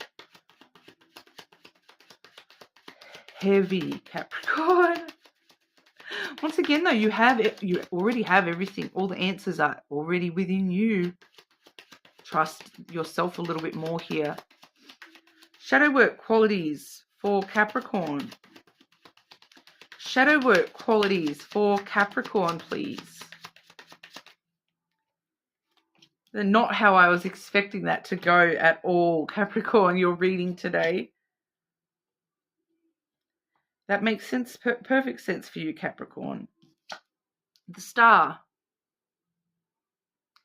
One of your biggest strengths is your hope, your optimism, your unfailing, unwavering hope and faith that everything is going to work out somehow. It is, Capricorn. Your dreams, your desires, your hopes, your aspirations, the things that you wish for deep, deep down inside you, these are the things that power you. These are the things that are the best qualities within yourself. The fact that you have faith in hope at all is amazing. Okay, that these beliefs and desires, that the fact that you have such strong wishes and desires and goals and aspirations. Keep reaching for the stars, Capricorn. Keep going. Don't let anyone stop you. This is the most beautiful quality you have, that you have. All the stars in the universe are all within you. You have the stars in your eyes. You have, catch a falling star and put it in your pocket. I keep getting all these random things. You are the star. Okay, you are the brightest shining star in your whole universe. Don't you forget it. Okay, Capricorn. We also have the moon. So we see you lighting up that darkness quite a lot, don't we? We've got the stars and the moon. So all the darkness in the world, all that shadow work, because I feel like for a lot of you, you've done a lot of shadow work already. You've dealt with a lot of the bad shit within yourself. You've grown, you've healed, you've changed. You've done the work.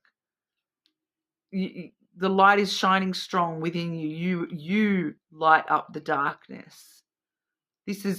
The moon is actually the card of beauty and luck. It's the card of following your intuition, listening to your emotions, being sensitive to what your emotions are trying to guide you towards.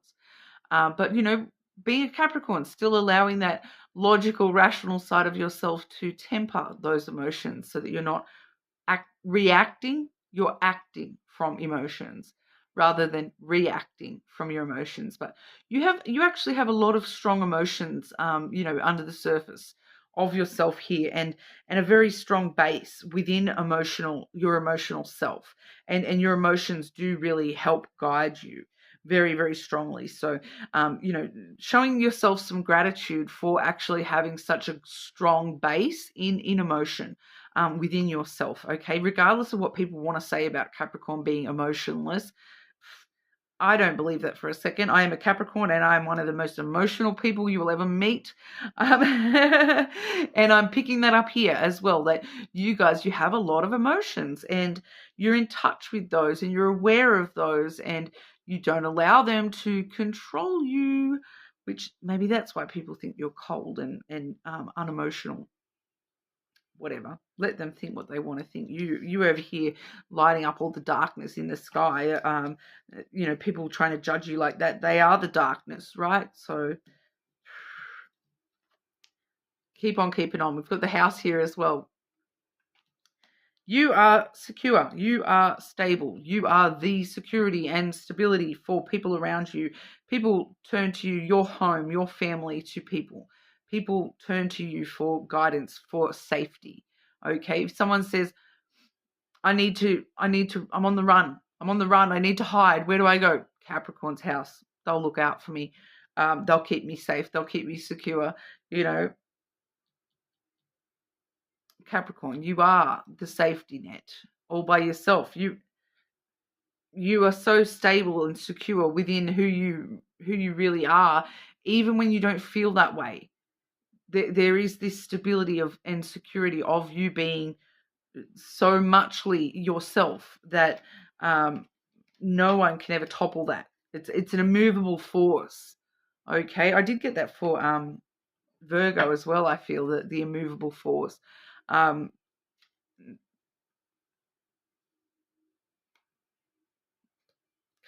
knock a good house down, right? You just renovate it.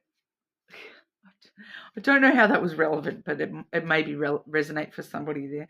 But that's what we've got for you, Capricorn. You're more than welcome to check your other placements. Especially, there is a couple of you that I know that didn't make any sense for.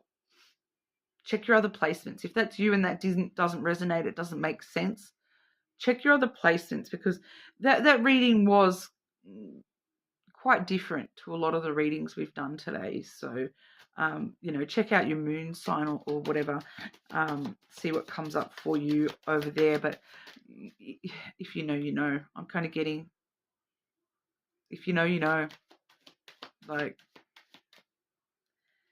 deep one, Capricorn, a deep one. But yeah, subscribe to the channel. I really appreciate it. We're going to move on over to Aquarius. Okay, Aquarius, focusing on the lighter stuff today. Focusing on the light you hide in your shadow. Aquarius, shadow work for Aquarius, please.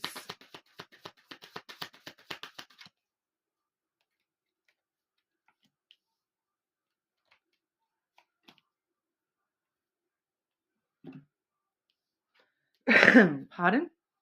Nature's signs. That one says, be receptive to the subtle messages from nature as you go about your day.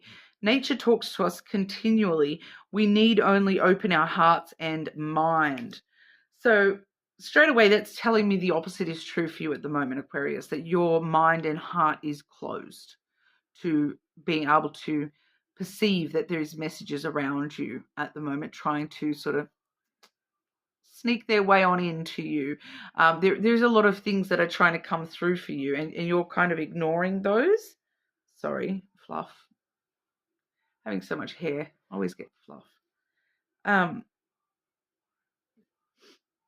Paying more attention to nature, paying more attention to what is natural, what feels natural. Okay, it doesn't necessarily mean that it is natural, but what feels natural to you, paying more attention to those things, and opening yourself up to receive. Okay,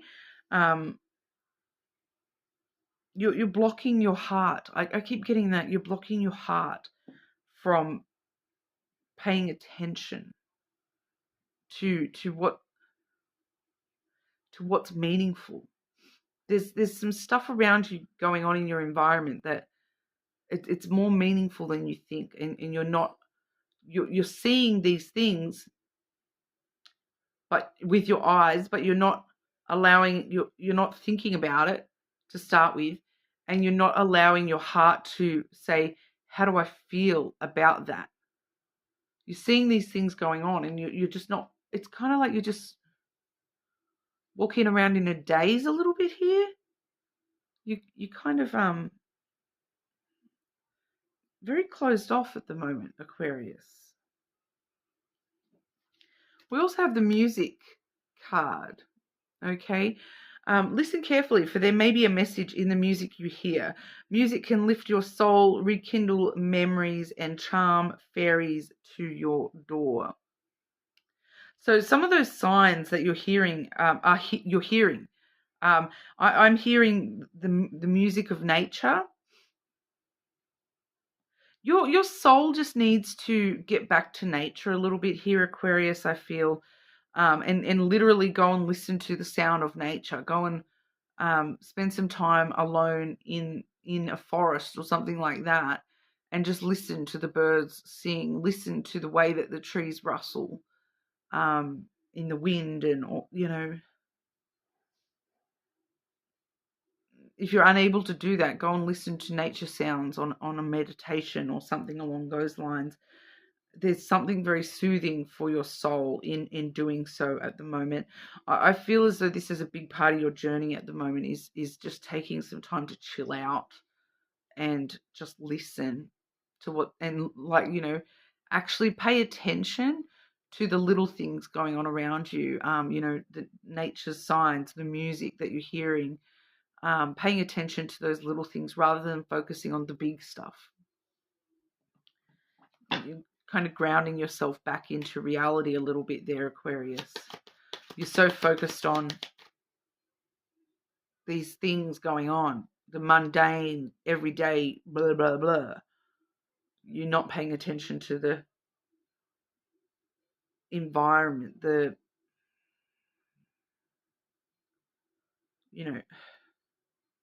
little things that are going on all around you. Shadow work qualities for Aquarius, please. Shadow work qualities for Aquarius.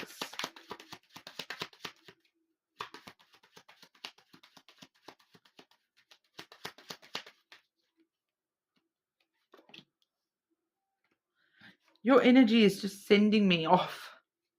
Like, I can feel that that's why you're a bit blocked off at the moment, Aquarius. You're just literally off with the fairies at the moment. You're like, I don't know, are you like really tired, or you're just finding it really hard to,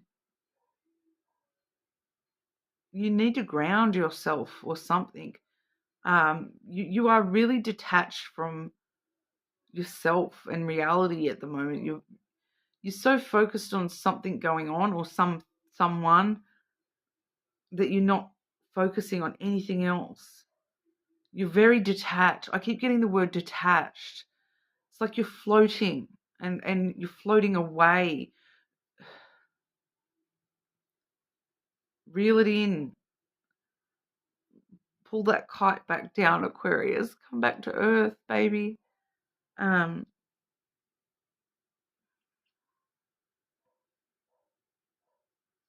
You definitely do need to spend some time alone. We have the Tower here. When I'm asking for these shadow work qualities, like majority of this reading, it's been showing me qualities within you. But I feel like some of you, this is advice more so than qualities.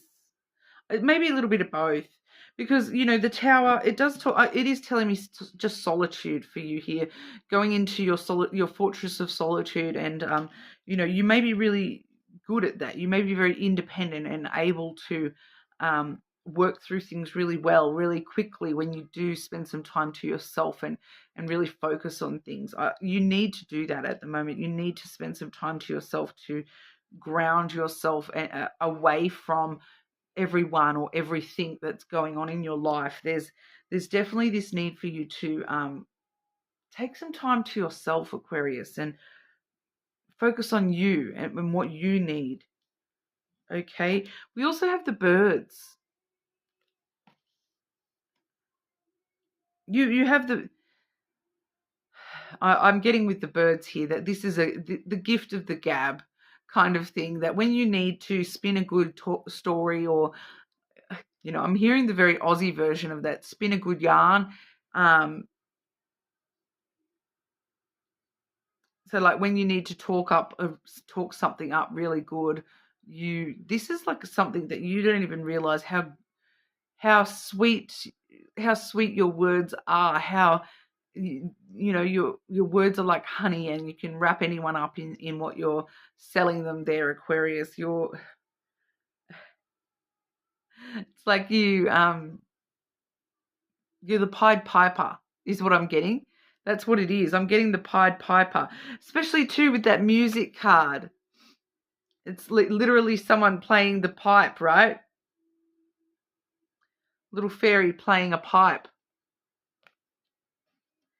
You are the Pied Piper. Whatever that means for you, embrace it. You are the Pied Piper. Your pretty little words wrap people up. You've got them wrapped around your little finger, Aquarius. You have this ability within you to really do that when you need to, whether you know that or not. Okay, you really are the Pied Piper that, you know, as soon as Aquarius starts talking, people listen. Okay, so whether you want to use that for good or bad, that's up to you. It's coming through as, you know, one of your lighter qualities. That's something that you need to be grateful that you have that ability. You know, I'm not going to lie. I'm feeling very untethered with your energy, so it's hard for me to get out the messages here, Aquarius, in a cohesive kind of a way. But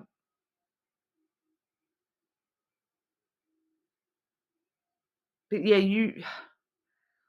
you can sort of flutter and flitter and a bit of a social butterfly as well. I feel for some of you that you have this ability to engage in conversation about absolutely anything, and it works. Aquarius has just got the charm.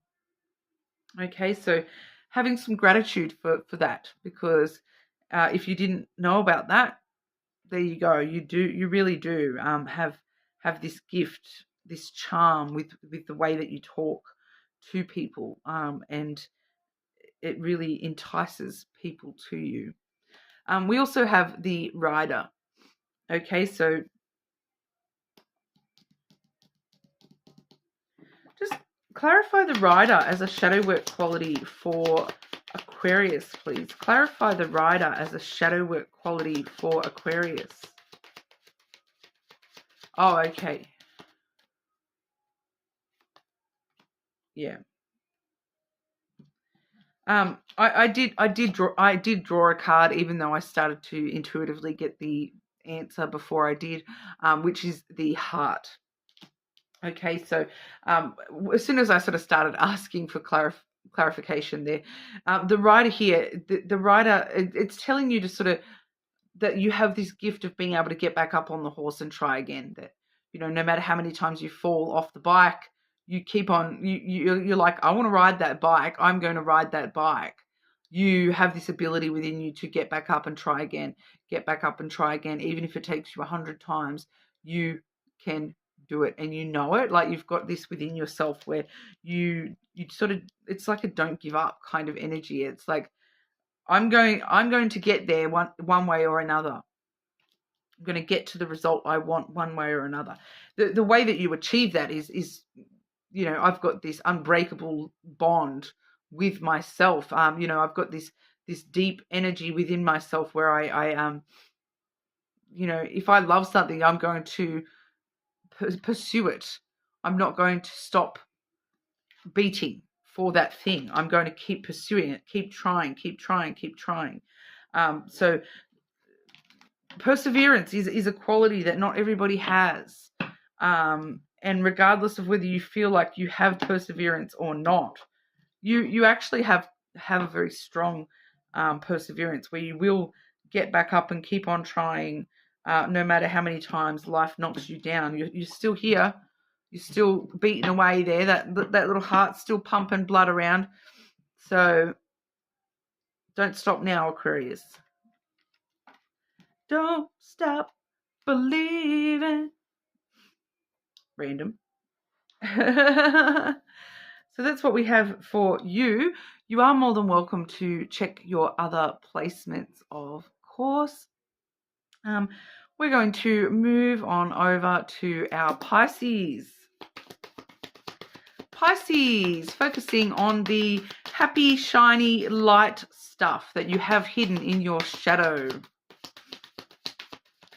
Pisces, the light in the shadow. What does Pisces need to know for their shadow work, please?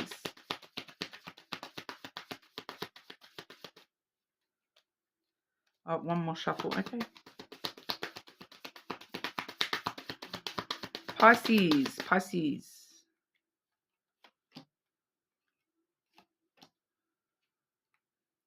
Come together right now over me. Inspiration. Be prepared, as you'll soon receive a visit from the fairy of inspiration. Come dusk or dawn, she can call at any time. Pisces, even just the shift into your energy, oh my goodness. Your energy is so upbeat and ready to go. I don't know what's going on at the moment, Pisces. You even saw then, like, I anyone that has just watched Aquarius, if you've got strong Aquarius and you've just watched the Aquarian section as well, I was nearly asleep a second ago, and then I moved into Pisces energy, ready to party, guys. Inspiration has hit, and it is Pisces. Okay, so you, as a shadow work thing, Pisces, you are telling yourself, nah. Why are you allowing yourself to be so... shadow work can be a little bit confronting sometimes, guys. What I'm hearing is, why are you allowing yourself to be so dull and dreary at the moment, Pisces? You have all this inspiration. You are the inspiration. You are this, like, ready to party, ready to move forward, ready to celebrate. I can do anything. I can inspire anyone. Why is that in your shadow right now, Pisces? Why are you telling yourself that you've got no motivation, no inspiration, nothing? You're telling yourself, I don't have anything that I'm aspiring to. I don't have anything that I'm inspiring to move towards. Okay. Sorry, Pisces. Like I said in yesterday's reading, you guys are just like my besties that I have to talk to. Every time I talk to Pisces, it literally feels like I'm just talking to my best friend or something. So sorry if I'm a little bit more honest with you, Pisces, than some of the other signs. I don't hold back when it comes to the Pisces energy, because, you know, I know you guys you can understand my weird craziness anyway, right? Inspiration's about to strike. Why are you trying to stop it? I think some of you, this has already hit too, and you're inspired to do something or take a certain action, and you're trying to stop yourself from doing so. You're trying to tell yourself it's a bad thing. Is it? Is it a bad thing to try? Is it a bad thing to explore? Why do you get this? I can't pick what it is specifically, Pisces, but you are like cramming this down in your shadow, like, oh, I'm just going to ignore that. Why? And I'm just going to pretend that that's not there. You know that that's ridiculous, right? That I can, even you know it's ridiculous, Pisces. You're like,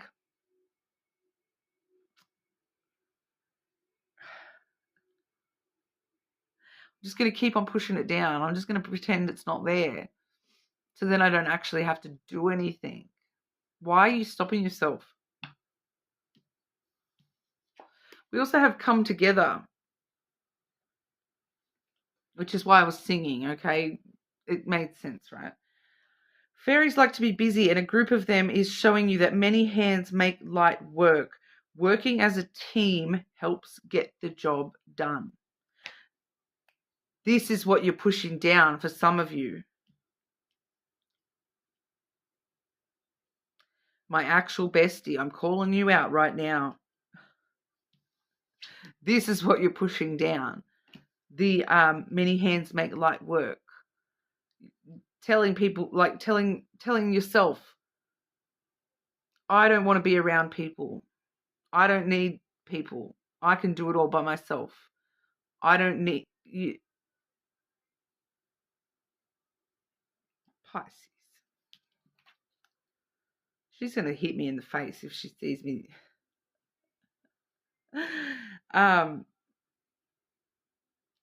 Working as a team helps get the job done. There's people around you trying to help you. Why are you... I can do it all by myself. I'm going to... it's not even that I can do it all. We know you can. But you're still trying to take on everything all by yourself and not allowing anyone to help you, not allowing anyone to be there for you, not allowing anyone to...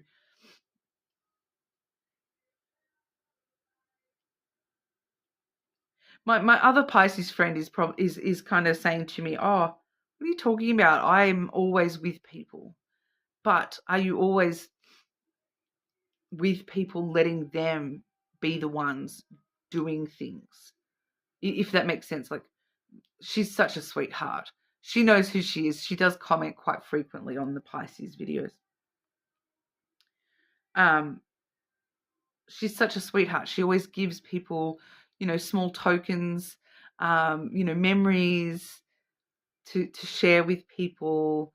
She's such a lovely, giving person.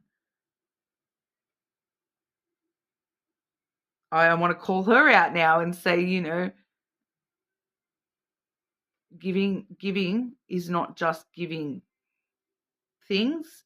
It's not just giving your time, your love, your energy. Sometimes giving is allowing others to give to you. Sometimes giving is not actually giving until you're receiving as well. All right? Needing to receive a little bit more here and be open to receive. Okay? Rather than going, what can I give? What can I give? Thinking about, what can I receive today? I'm going to go out, that particular person, she's very social, little butterfly. So I know she's probably going out every single day. What can I do today? Who can I give something to today?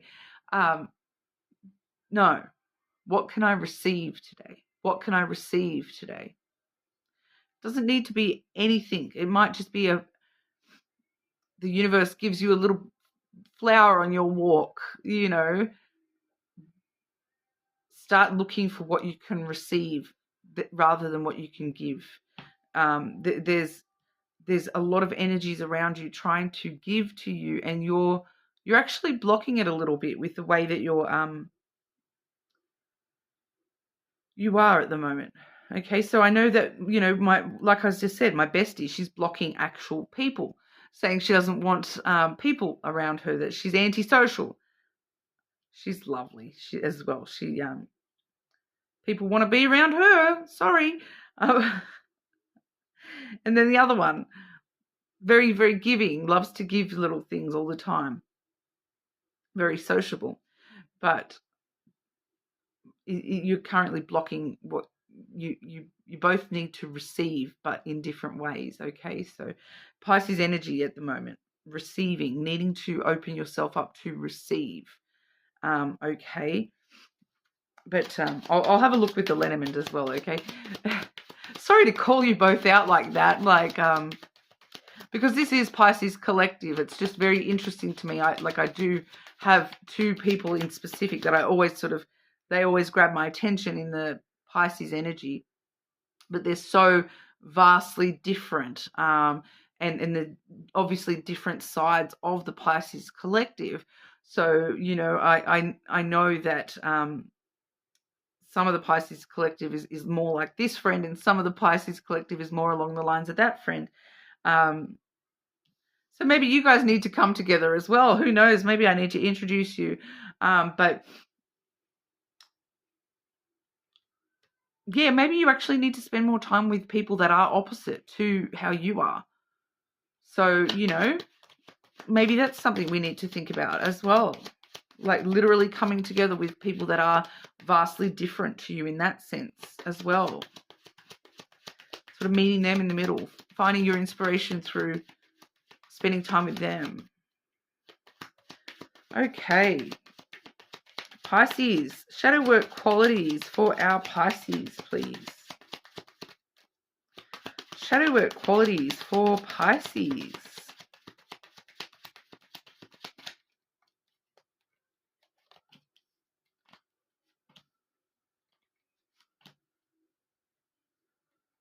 Yeah, I'm not surprised. Firstly, we have the astral. Being grateful for how spiritually connected you are, Pisces. Being grateful for your abilities, because you have a lot.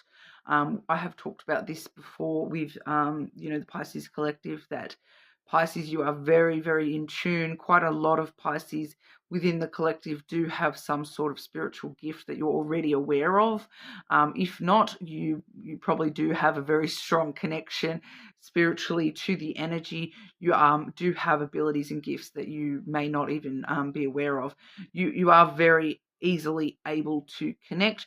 You're easily able to manifest. You're easily able to do things like literally astral traveling, connecting remotely to people, to things, to ideals, connecting to that inspiration within yourself as well. There's a lot of connection that you have on an energy level. The shadow work quality is asking you to be aware of it. Try to take notice of those things about yourself, because they are actually really beautiful parts of yourself. Okay, we do see the birds. So there's that little social butterfly, and even to the bestie who's not the social butterfly, the antisocial butterfly. You're still really good with your words. People still love having conversations with you. It's the gift of the gab, this card for the shadow work quality. It's like no matter what you say, people are very charmed and drawn in by the way that you say things, or you know, the honesty that you present with the way that you talk. The way that you have conversations with people on a deeper level. It's not always just superficial. Hey, how are you? What's weather like? You know, it's not superficial conversations. People are really drawn to that about you, and people really appreciate that about you. Why do you not appreciate that about yourself, Pisces? Being a little bit more aware of how awesome you are at talking, okay? Whether you are a big talker or not, it's actually a good quality that you have. So when you talk, people listen. Even if you talk 100 miles a minute like me, people still want to listen to what you've got to say. Your words are important, Pisces. We also have the sun. You are the little ray of sunshine, the little speck of sun that warms up everybody's day, Pisces. This is such a beautiful, warm, beautiful energy. I actually started the day with this energy. I believe it was either Aries or Taurus started us off with the sun energy today as well. This is like the great revealer. It must have been Taurus. You are the great revealer. Okay, the sun brings things to light. There is something about you, Pisces, that really brings things to light for people. And for a lot of you, it's the way that you say things. You say things that make people think. It reveals the truth to people around you. That's why people want to be around you, and people want to interact with you, and people want to help you, because you help them just by being you. Okay, so like I said, even again with the two examples of the two friends that I've got that are very, very different. One of them, brings this revealing light to other people by, being such a happy, uplifting, talkative person, little social butterfly, wants to, share all her warmth with everyone around her. That's what helps people, see the light within their own selves and want to share their own light in return to that energy. And then we've got my other friend who is the antisocial butterfly girl, and but when she speaks, it is honest truth. Okay, and people want to listen because they know if she says it, she's probably right, and it's, like she'll tell you straight. She'll tell you the truth of the matter. She's not gonna, pussyfoot around the truth. She'll bring the full truth into your face, and bring it to light, and make you see it in a way that makes you understand it. Whilst both of them still maintaining happiness in the situations. They're this optimistic little ray of sunshines. Whether they're the antisocial butterfly or the social butterfly, they either way they are this beautiful ray of sunshine that reveals the light within your own self, and it makes you, think about things in a different way, or think more into things, reveal truths about yourself, reveal more things about yourself that you want to strive to be more like our little Pisces people. Pisces, you are the inspiration. Stop pushing that down, because you are the inspiration for a lot of people around you as well. And you don't even realize how much your light helps inspire others to bring their own light to the surface. Okay, so it's like what's that? Like a domino effect, okay, that you embracing your own light and following your own inspiration, it makes other people aspire to be like that and do the same. And it's this beautiful ray of sunshine that you bring to the people around you, the people that you care for, and we wouldn't have you guys any other way. All right, so that's what we've got for you today, Pisces. Be grateful that you are like that, because, that's a beautiful energy and you are amazing. We love you, Pisces. But you are more than welcome to check your other placements, of course, and subscribe to the channel, and hopefully I'll see you all again soon.